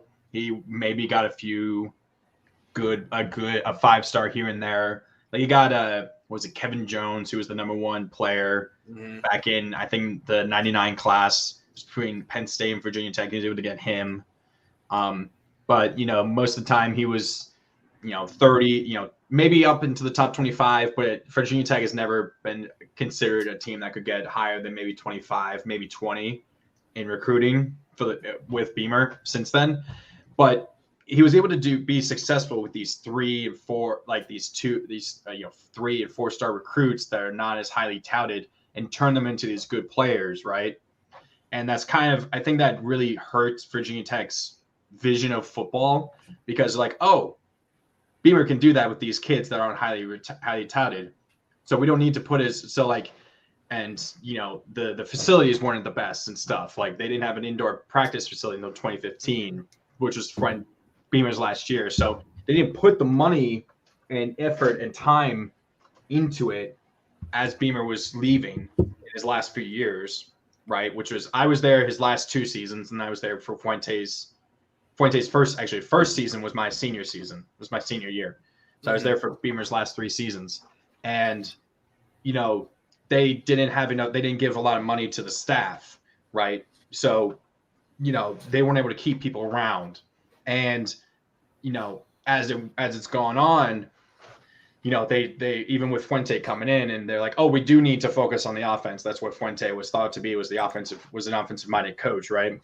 So, but they didn't give him the resources to do that, other than, new practice facilities, new locker room and stuff. But they didn't give him the staff money to do that, because while we still had some coaches that stuck with them, just as many coaches kept coming and going, right?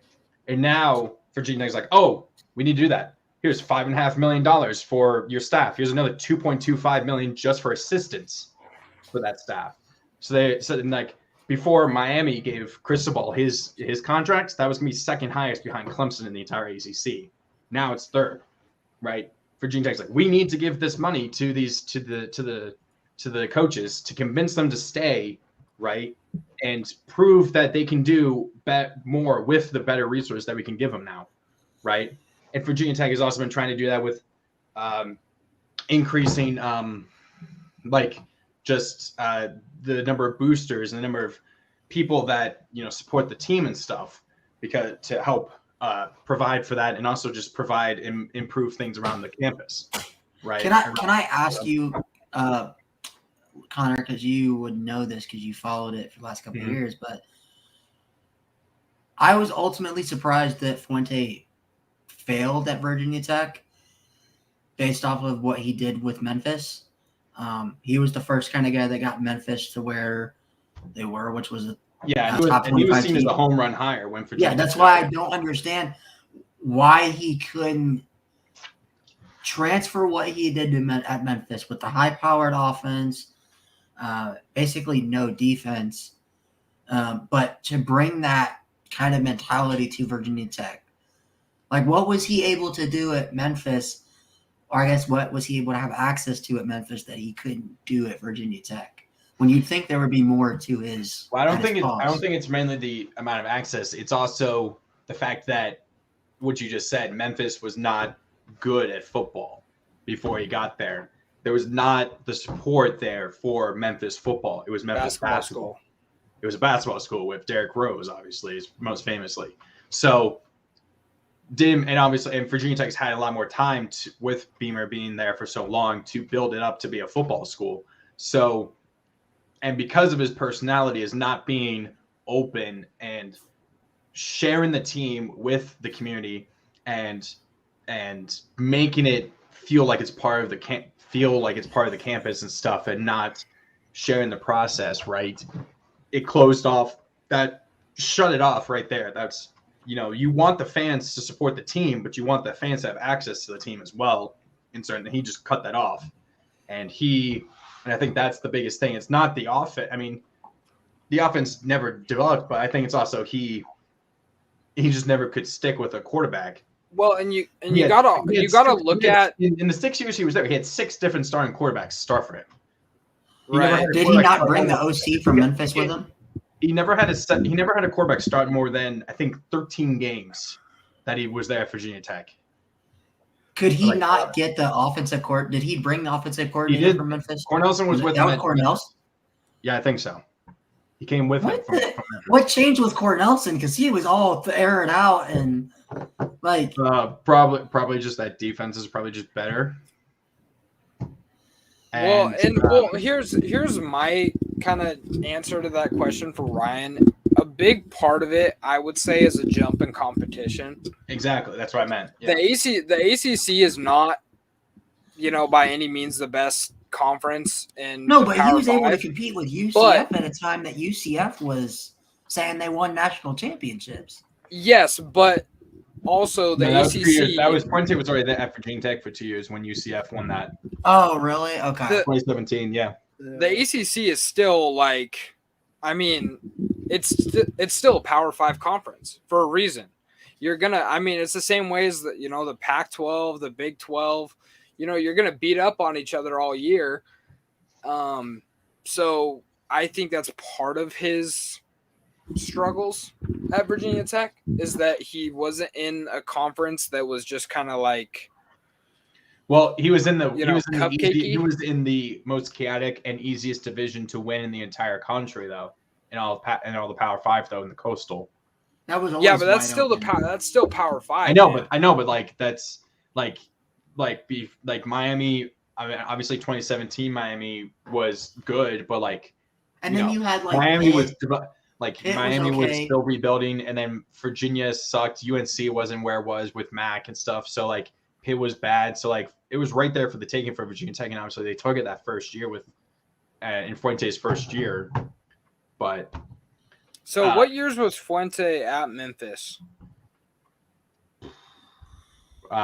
Virginia Tech got him in 2015, so I want to say 2011 to 2015. Oh God, that was that long ago! Holy crap! Okay, yeah, 2011. He won 19 and some. He was 19 and 10 in his last 2 years at Memphis or something. They were really good.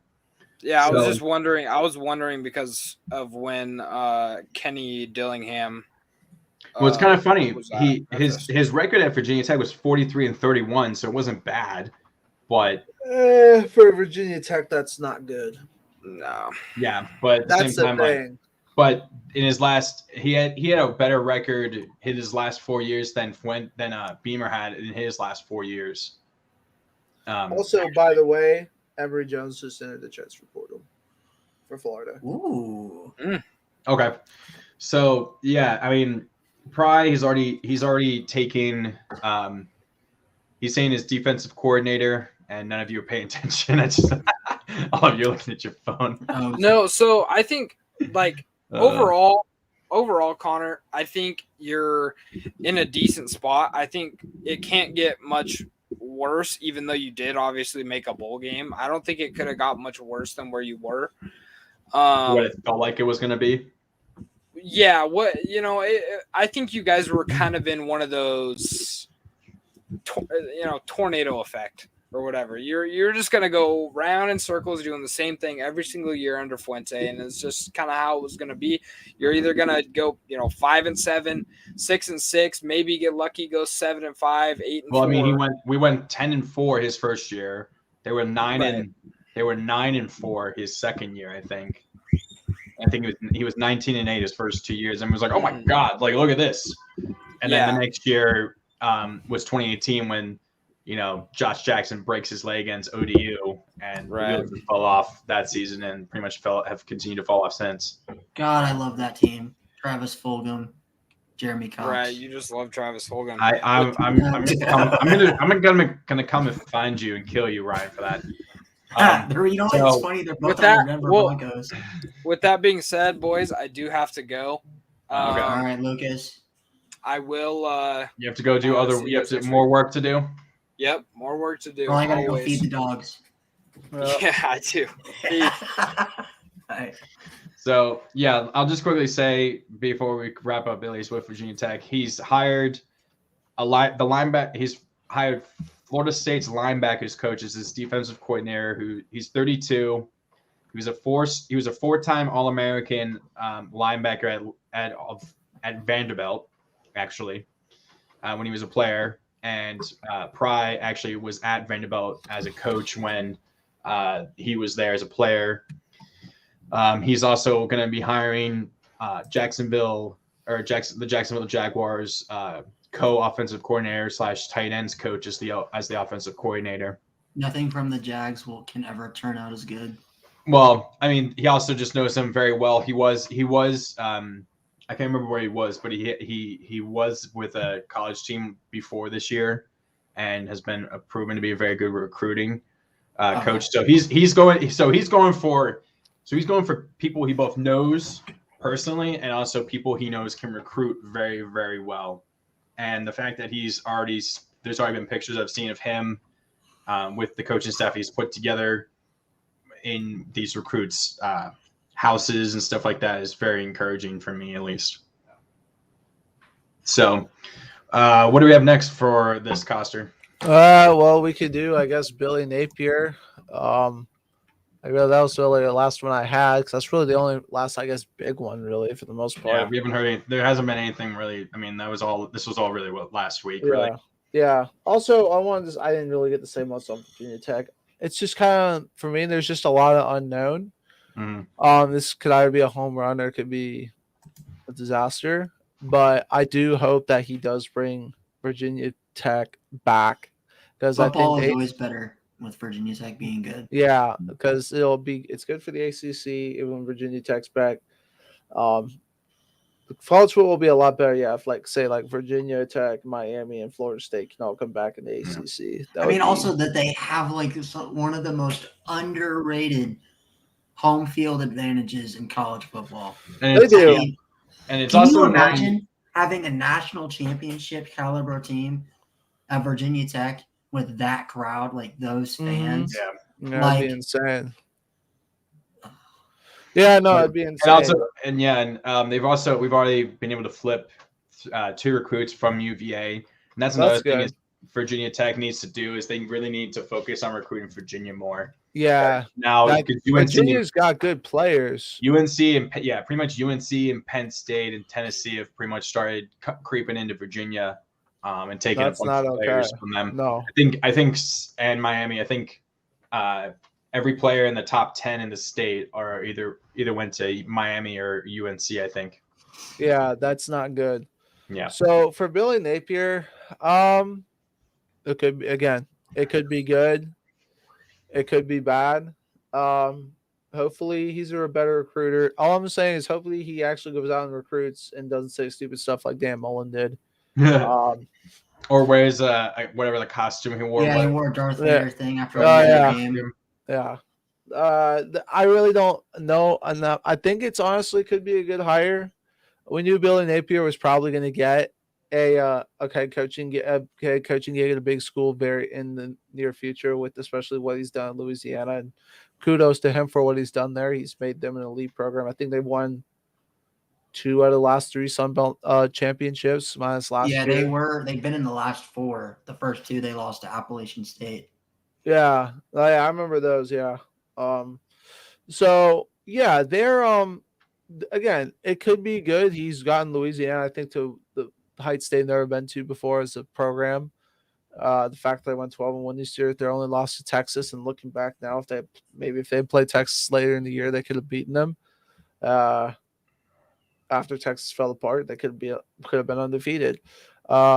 It's just, again, a lot of uncertainty. Billy Napier, he does have a lot of experience. Also a member coached under Saban, so it seems like Saban's assistants tend to do usually pretty good.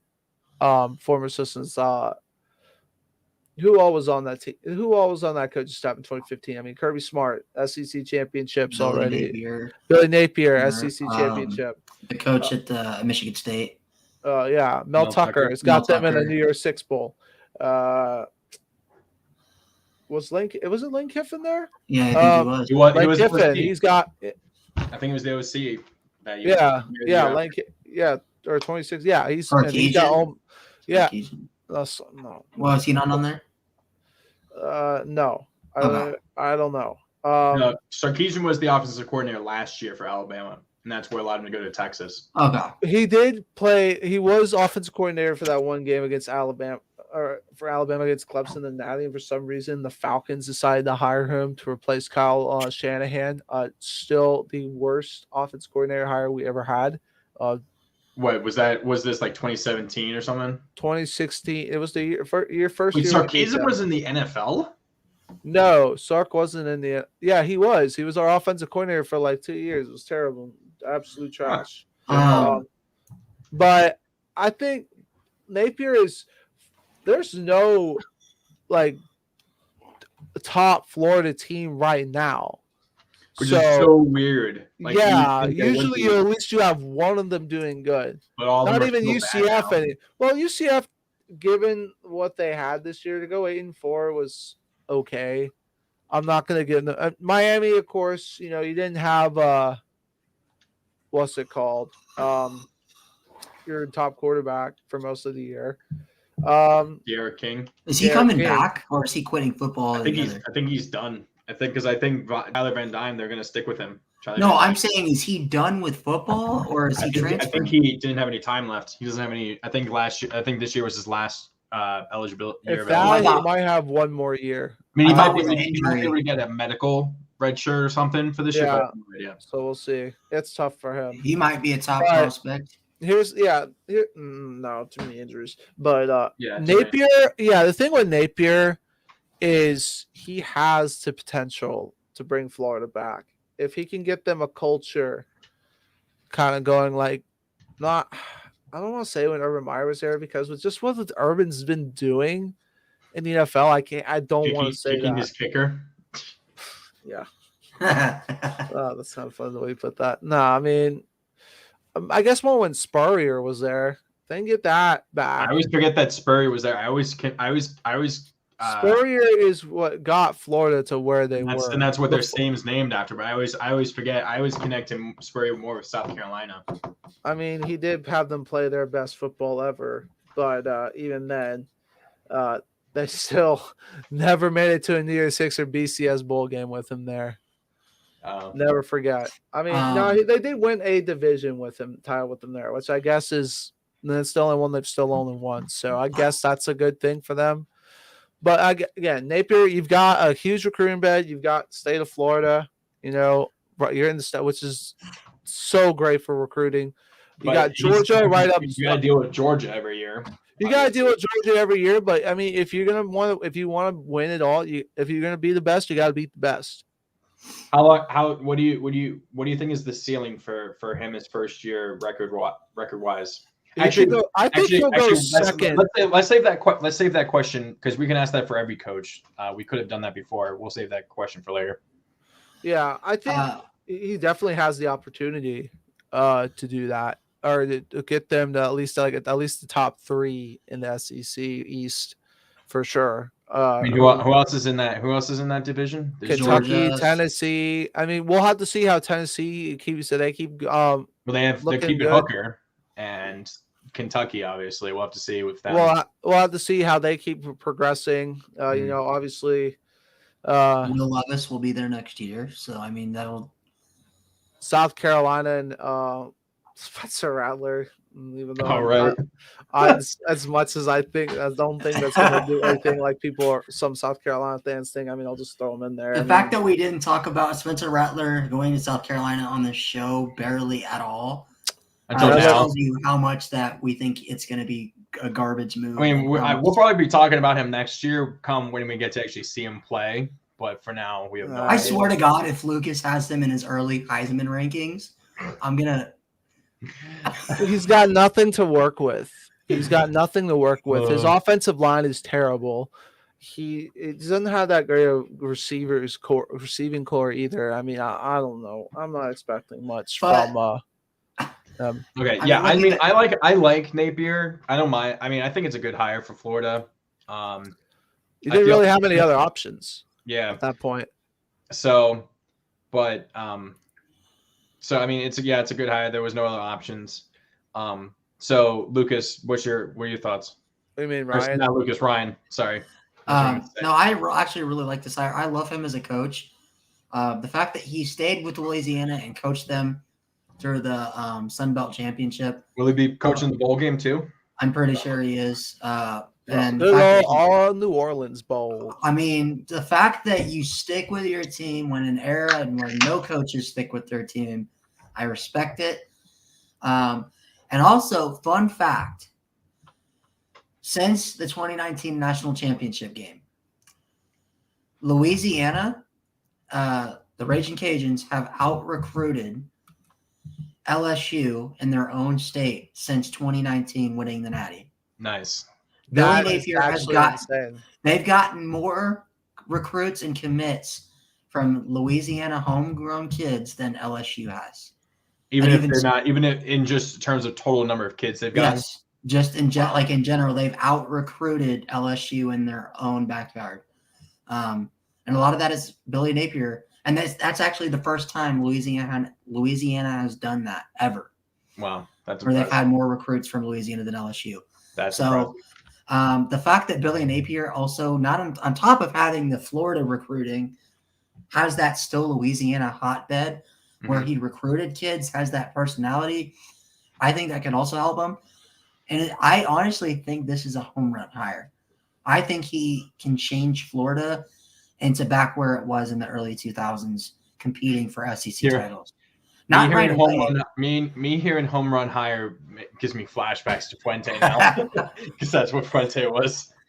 I'm not saying this right now. Vietnam flashbacks. Oh God. I could definitely see Florida in the next 3 years competing with Georgia. Like Georgia. I could see that. I give them, yeah. I think that's good for Georgia's sake because the East is just so weak right now.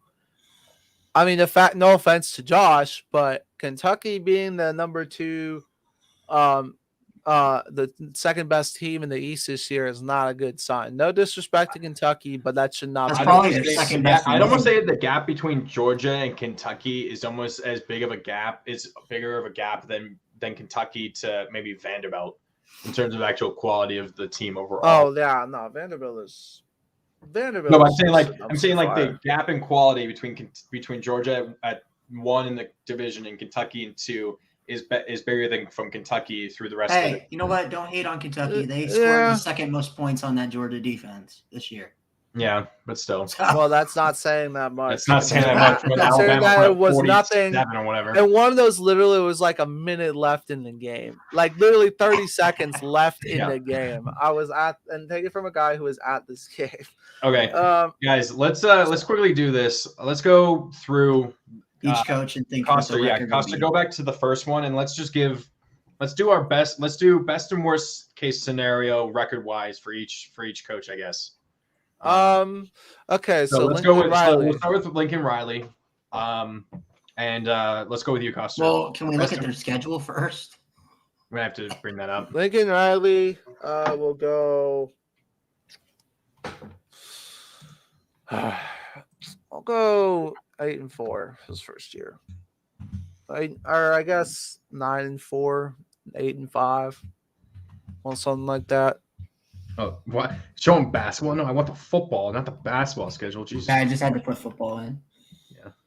Congratulations, you played yourself. So this is their I did play schedule. myself. So they play Rice week 1. They play Fresno State. Okay, Notre take that Dame. back. 7-5. You're gonna lose to Fresno State. So they Well, play. I mean, with just because he's got nothing to work with right now. So they play Rice, Fresno State, Notre Dame, Arizona, Oregon State, Stanford, UCLA. So they play Arizona, Oregon State. Are those the home games? No, they play Arizona, Oregon State, Stanford, and UCLA all on the road. Oh, jeez. And they play at Notre Dame? They play Notre Dame at home, Fresno State at home, Rice at home. They play Arizona State at home, California at home, Colorado at home, and then they play Washington State at home, and then they end the season at Utah. So yeah, I'd actually, say- I'm gonna say go 7-5. I take back. Yeah, I could see at worst 6-6, at best maybe 8-4. Yeah, I'm gonna go with that as well. Actually, funny enough. So next one is Brian Kelly at LSU. I didn't give mine. I'd say they go 8-4. That's fair. And then Brian Kelly at LSU. I got their schedule pulled up. So they Pull it play. up here. They play Florida. Florida State, Southern, Mississippi State, New Mexico, at Auburn, Tennessee, at Florida, home versus Ole Miss, home versus Alabama, at Arkansas, versus UAB, and finish the season at Texas A&M. Okay, I'm gonna go out on a limb here, maybe a little bit. Best case scenario, they go 10-2. With a Worst lot case, to Alabama and A&M. A&M at home and at home versus Alabama and on the road at Texas A&M to end the season. Yes. Yeah, I think that I couldn't see that.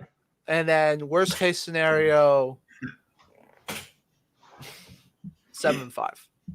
Yeah, I could see 3 losses. I could see 5 losses. Maybe Auburn, maybe Florida, Mississippi State, Ole Miss for sure. Yeah. maybe Tennessee if their offense is maybe as good Arkansas as it was this year. again. And then Arkansas and then Texas A&M. So that's I think 5 or So 6. I may be the only one here, but I have What's up, them Ishi? going. Oh, go ahead. Sorry, that's my friend Ishi popping in. Sorry. So I actually have them going 4-8. Worst case scenario. No. This is why, because I don't think they're going to beat Mississippi State.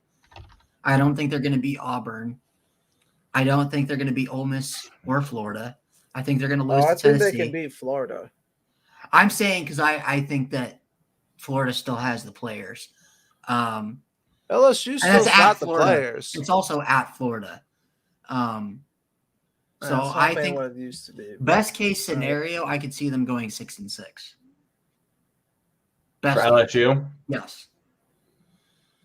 But I just think that the SEC right now, like Alabama, Arkansas, Texas A&M, Tennessee, Ole Miss, Mississippi State even, I think they pulled the worst draw you could honestly. With Yeah, even that's like, I mean, they got a lot of good, they and got a lot especially of ranked playing teams. at Arkansas, I mean, at they're Texas lucky they're A&M. not playing Georgia, or that's Yeah. I would give them Yeah. a fifth or sixth loss easily. Yeah. So next would be Notre Dame. I have it already pulled up. They play at Ohio State, Marshall, home versus Marshall, California. Then they play at UNC. They play a neutral site game versus BYU in Las Vegas. They play Stanford at home. They have UNLV at home. They're at Syracuse. They have Clemson at home. They're in Baltimore versus Navy. Have Boston College at home, and then they play at the Trojans, USC. Okay, best case scenario, I'm gonna say 11-1. Worst case scenario, I'm gonna say 8-4, and that's just with if a lot of just stuff doesn't go their way. I could see 11-1 with maybe Ohio State at the beginning of the season. Mm-hmm. That's easily your toughest game. Second one is maybe if BYU keeps going neutral site game, that's gonna be more of a home game for BYU since it's in Vegas, and then maybe Clemson. Yeah. I could see maybe. I still don't buy it UNC, so I could see maybe 9-3. UNC's tough but they do have I think the 7th. Well, it's also at UNC. It's not at Notre Dame like it was this year.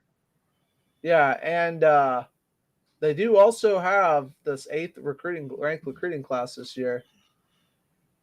Yeah, but they're without Sam Howell, and they couldn't beat Notre Dame 2 years with Sam Howell. Yeah, I'm just saying, that it's a very good possibility. They still could.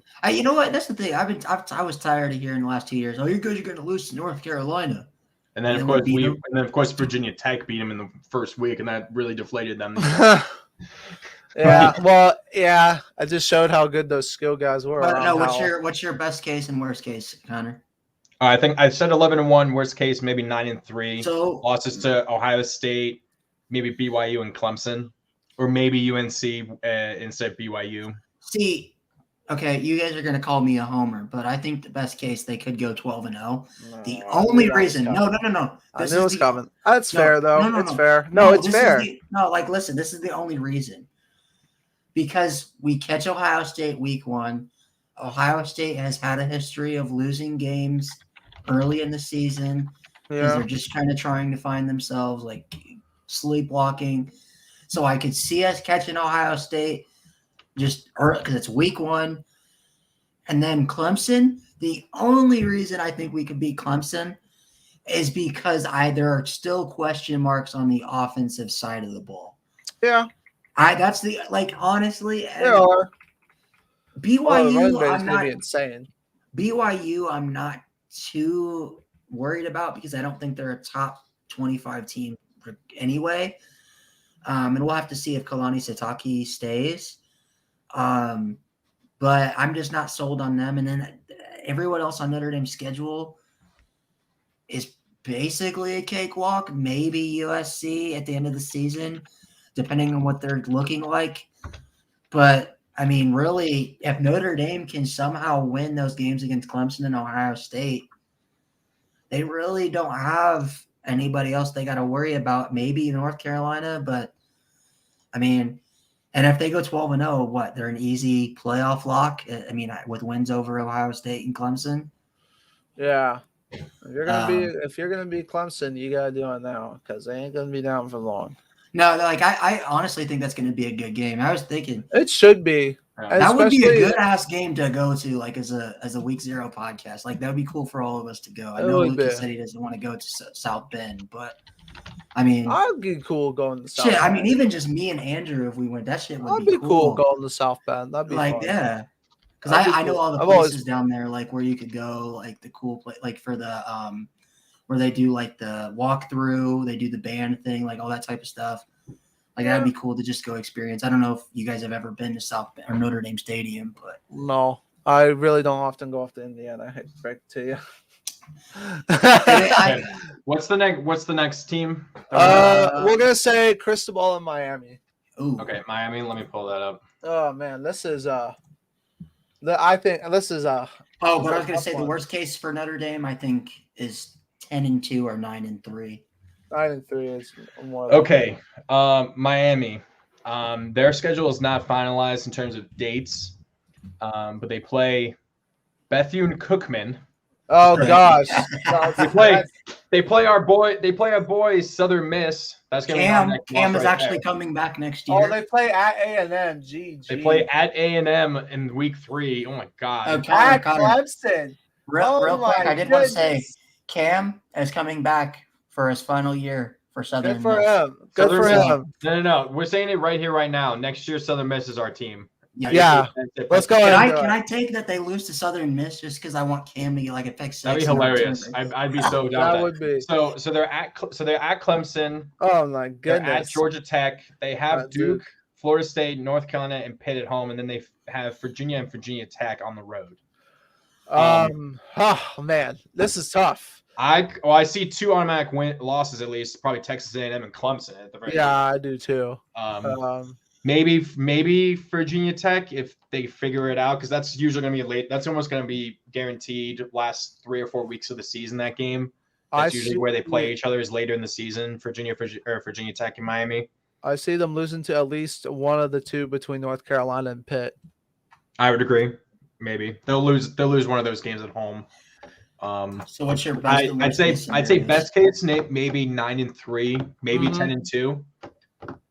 Worst case, probably 6-6 somehow. Yeah, mine's gonna be best case scenario 9-3. Worst case 5-7. A little harsh there, so but that just My best case is 8-4. Worst case 6-6. Okay. Oh, okay, that's good. That's good. All right. That's a fair. And then next we had Venables at Oklahoma. No, well, yeah. Well, I was just going down the list. We had Venables at Oklahoma. Okay. Yeah, let's pull Oh up. man, this is tough because just because just of the state of the program with everyone leaving and everything, but you do get Caleb Williams back. And he's a good quarterback. Their non-conference schedule is not too bad. They're at Nebraska, so that's kind of putting together that rivalry again. So hey, UTEP could. No, I'm just kidding. But not chill. Actually, wait. So they have UTEP, Kent State. They're at Nebraska. They're not going to lose those games. Come on. I could see Nebraska would be a tricky game. Nebraska, yes, because we saw that earlier this year. I just noticed Bedlam is not the last game of the regular season for them. They play Texas Tech. And then they finish at Texas Tech at Jerry World. Interesting. Why? No, it's not. It's at Jones AT&T Stadium. Yeah, it's at Jerry World. I love how it's Jones AT&T Stadium. That's not Jerry World. That's literally Texas. Oh, right. Texas Stadium. I forgot that he went to Texas. Wait. Congratulations. No, he went to Arkansas. So why is it called Jones? I have no idea. Of someone else. But why would they put Texas Tech? See, this is my issue with the Big 12. They always mess up the rivalries. Yeah, Texas should be playing Texas Tech or something, or TCU at the end of the year. Yeah. Man, this okay. What's your best case and worst case for these guys? Again, another tough one. Best case for Oklahoma is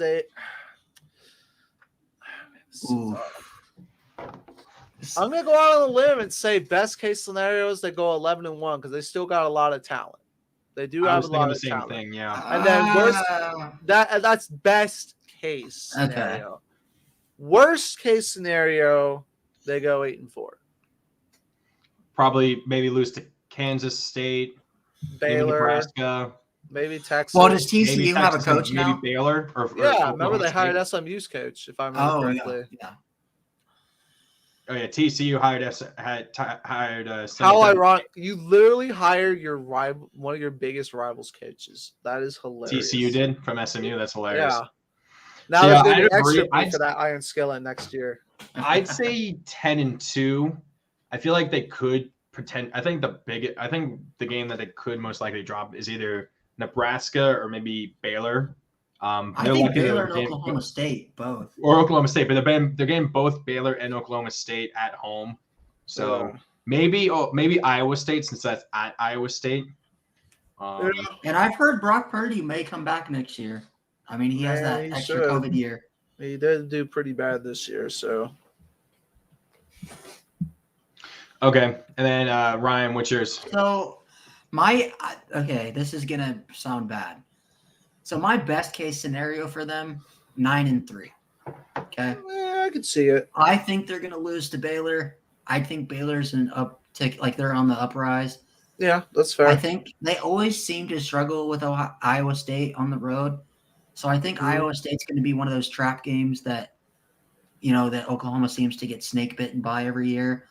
And then honestly, I could see them losing to either TCU, Oklahoma, or Texas, depending on what Texas is doing, because that game's always wild and like weird. Yeah, it is. It's a game. The worst case scenario, I could see them losing to Nebraska, Kansas State, TCU, Baylor, Iowa State, Oklahoma State. I could see them being 6-6. That's if everything goes wrong that could ever go wrong. I mean, that's fair. Yeah. And then next we got we said Notre Dame, right? Okay, yeah. Would it be Virginia Tech? Yeah, let's do Virginia Tech next. So I got it right here. We start the season. Oh, Ryan, you're gonna like this. We start the season at Old Dominion. Yes. We start the season at. Why Old do you Dominion. guys always play at Old Dominion? No, we had Old Dominion in 2019. We played them at home in 2019. And you got revenge. Yeah, we got revenge. We blew them out. So we're at Old Dominion. We have Boston College at home. Then we play Wofford at home. Actually, we have 3 games straight. We have Boston College, Wofford, and West Virginia at home. Then we play at Liberty. Ooh. I like that one. But that's the week before. That's actually Does the that give you week before. PTSD too? That's actually the second. That's the second last game of the season. Yeah. Because we don't have these are the only 6 games. So, is Virginia Tech now. just going on a group of 5 like wrecking tour where they're just Around the state? Yeah, because we play at Liberty, and then the very next week we have Virginia at home. What did the Wofford Terriers do to you guys? I don't know, but they asked for a lot of money in Virginia. Yeah, we're just going around trying to prove that we're the best in the state, I guess. And then we play at Duke, at NC State, at Pitt, at UNC, and get Georgia Tech and Miami at home. God, you only play 7 or no, never mind. Okay, I didn't see Boston College up there. Yeah, so we play 8, but I can immediately say, guaranteed, Pitt, no matter how bad they're going to be, if they are bad next year, that's a loss because Heinz Field, we always get our asses handed to us at Heinz. Boston College could be a really last time we played them at home, we beat them. Well, Phil's coming back. So is Phil's coming back? Yeah, he already said he's coming back next year. So, yes. So worst case. So I'll let you guys go first.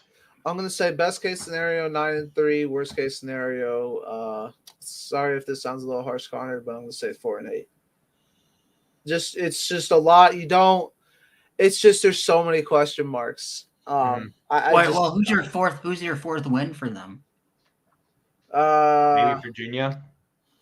So your 3 wins I'm gonna take easily. I'm gonna take Old Dominion, Wofford, and then Duke, and then I'm gonna say either Georgia Tech. Yeah, Georgia Tech because Georgia Tech's still kind of in the crapshoot. Their best player, Jahmyr Gibbs, transferred to Alabama. Well, it sounds like he's going to transfer to Alabama. I'll say All right. So worst case. Best case scenario for me.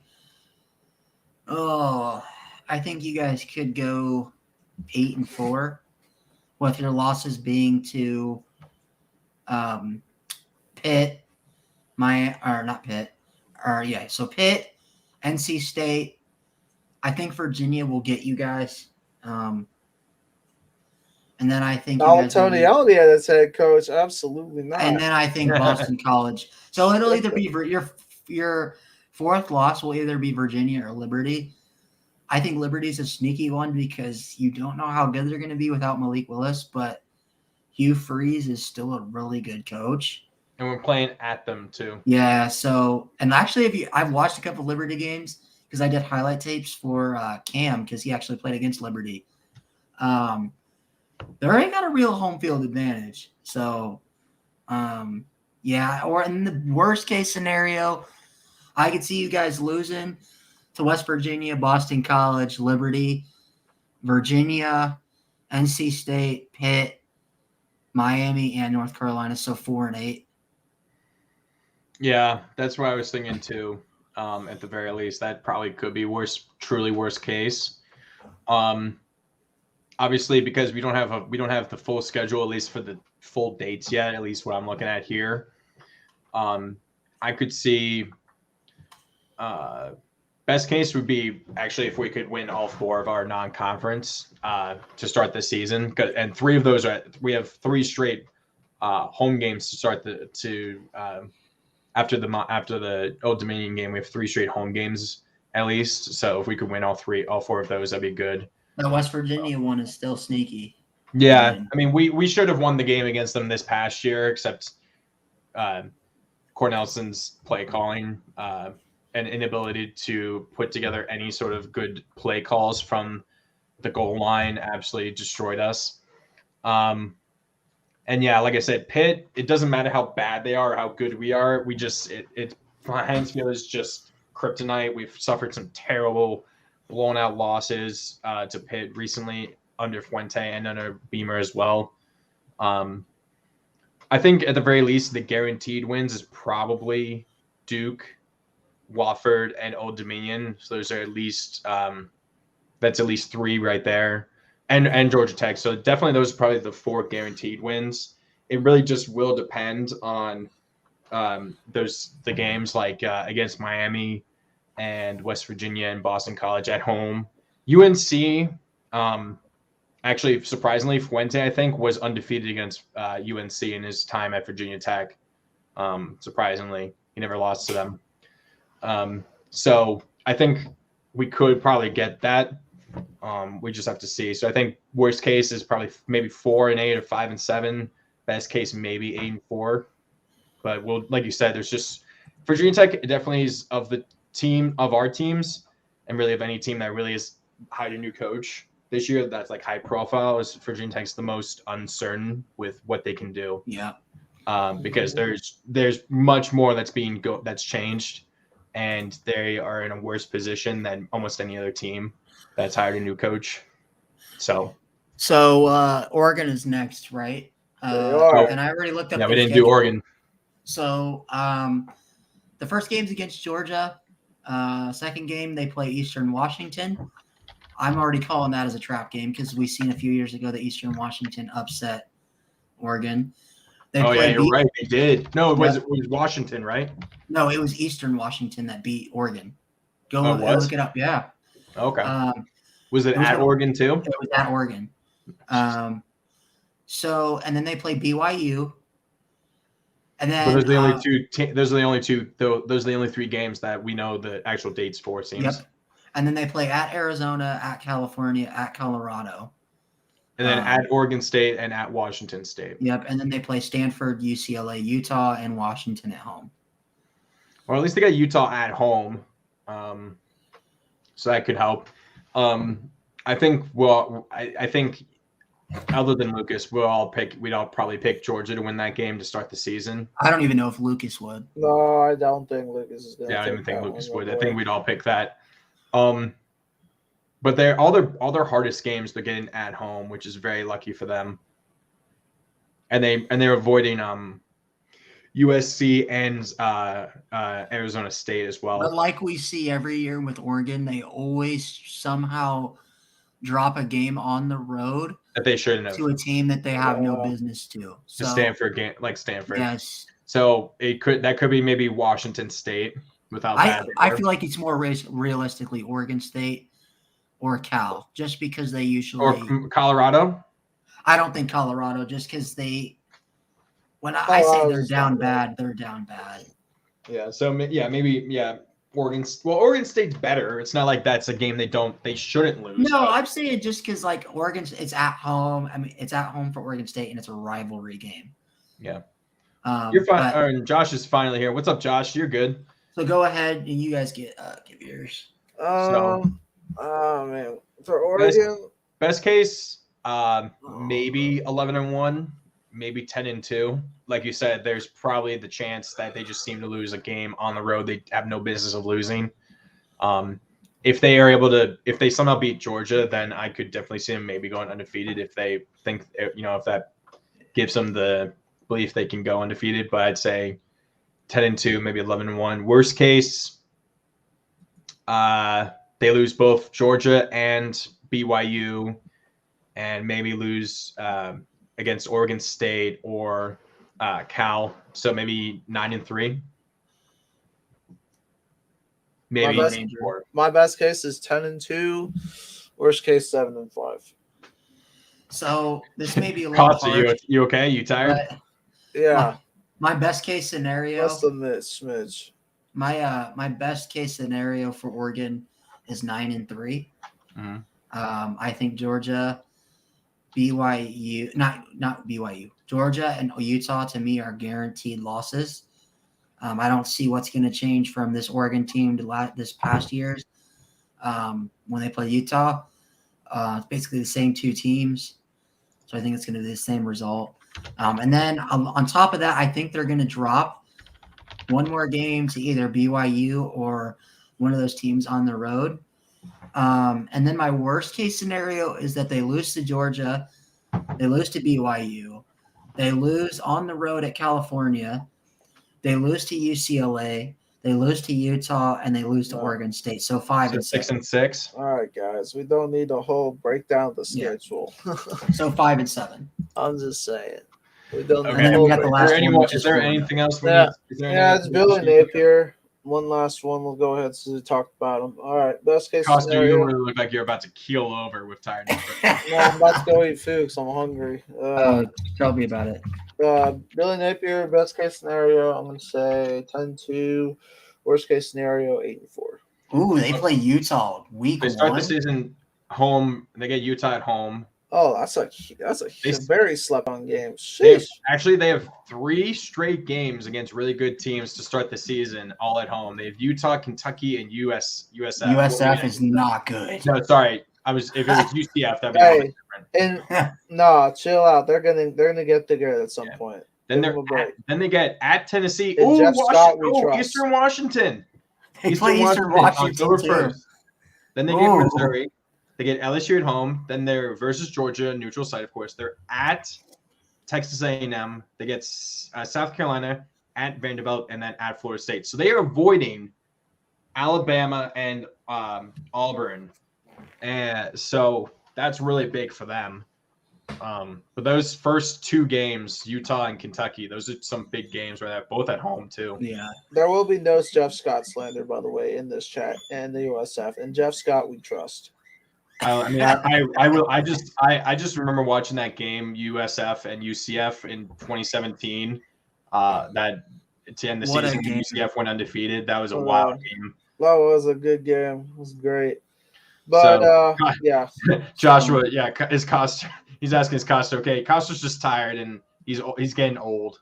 He all his energy is gone from cheering on Max Verstappen to win the championship back on Sunday. He's still recovering from all the drinking he had. I was actually thinking. Speaking of Max Verstappen in Formula One, there is something I actually did want to kind of bring up about that. I was trying to figure out what college football season that best compares to 2007. Yeah. No. Actually, in Formula One this year? Formula One? No, not 2007, because it was only a 2-horse race in 2007. No. He's talking about what college football season most represents this season, this Formula One season that just happened. So it was really only between 2 guys, Lewis Hamilton and Max Verstappen. There was really, and there comes Luke right in with it. Yeah, Michael Massey is he made so many bad calls, not just in favor of Lewis, but also he got some that went Max's way too. But the point being is, I kind of wanted to say it was like the 2005 season where it was really just Texas and USC were really the new ones, and then like Lewis was like USC, like like he was the team. He represented the team defending champ. Won the most recently. Yeah, and then Texas was like the newcomer, like kind of like looking to get back to like get to glory, kind of like how like say like Red Bull, but like actually hadn't gotten there. And then but then I was like also thinking, but wait, the national championship wouldn't go quite like Abu Dhabi. So I would say if we're gonna have I would say that with the 2016-17 Clemson-Bama game where Clemson scored with the second left. Because it looked like for the most of that game, Bama was going to win. And then Clemson came back and won it late. Yeah. So. Hold on. So, yeah, I would say definitely those. That's clearly kind of how I was describing it.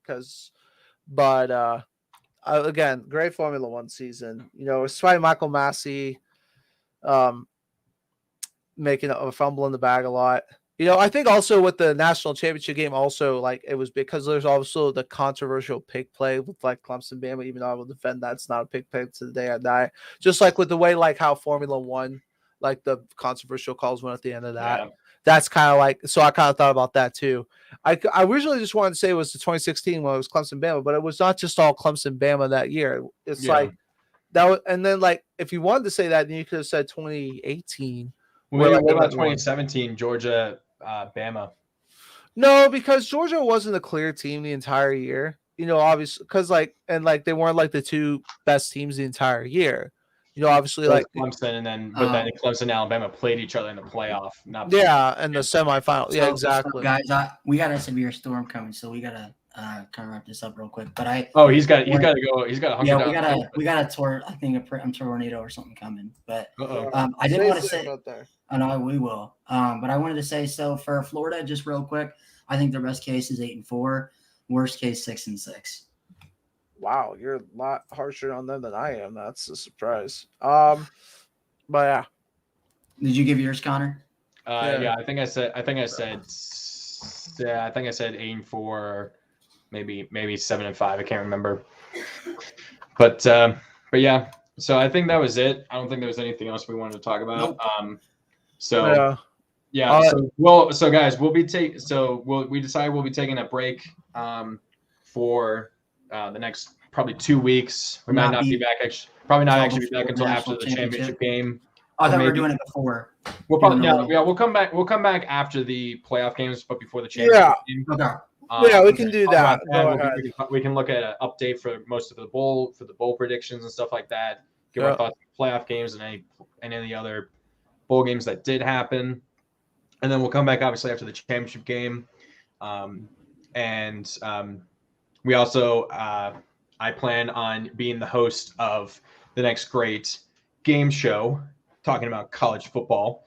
So anyone that's watching, be ready and learn as much about college football as you can. Don't forget about the award show. The award show that will be. We will put some stuff out for that. We will put surveys out for that. Yeah, we'll probably do some surveys and stuff. That will probably be. Do you want to make that we can talk about? You know what? It'd be better if we did that and on Kos's YouTube channel, just kind of a poll that goes out to people. We could do it. Okay, we'll figure it out. We'll do it. I'm going to do it on SurveyMonkey. That's how we're going to go about doing it. We're not going to, because I don't want people to see their results and change the result. So that's how we're going to go about that.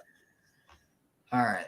But so that's it for now. We'll be back in about 3 weeks or so. Once the playoffs have been played, to talk about that and all the bowl stuff. Yep. And we will be doing another show after the championship game. That will be our championship recap, and then our awards show will probably be either that same week or the week after. We'll figure out all the details later. Thumbs if you liked it, subs if you loved it. Yep. And if you are in my channel, feel free to like and subscribe to my channel as well, since that's where it's streaming as well. All right. Subscribe to both for the great ones. And we wish everyone a happy and safe take us out, Connor. Since we won't be back until then. You got to take us out. You got to introduce us. So for Andrew Supermax Coster. You got dang right. Where's the music? I'm waiting. Where's the music? I had lost the music. No, he lost the music. I'm waiting. Okay. We'll go out with it. Play the Texas is back thing. There you go. No, wait, that was time. I'm waiting for the Supermax music. I'm waiting for the Supermax.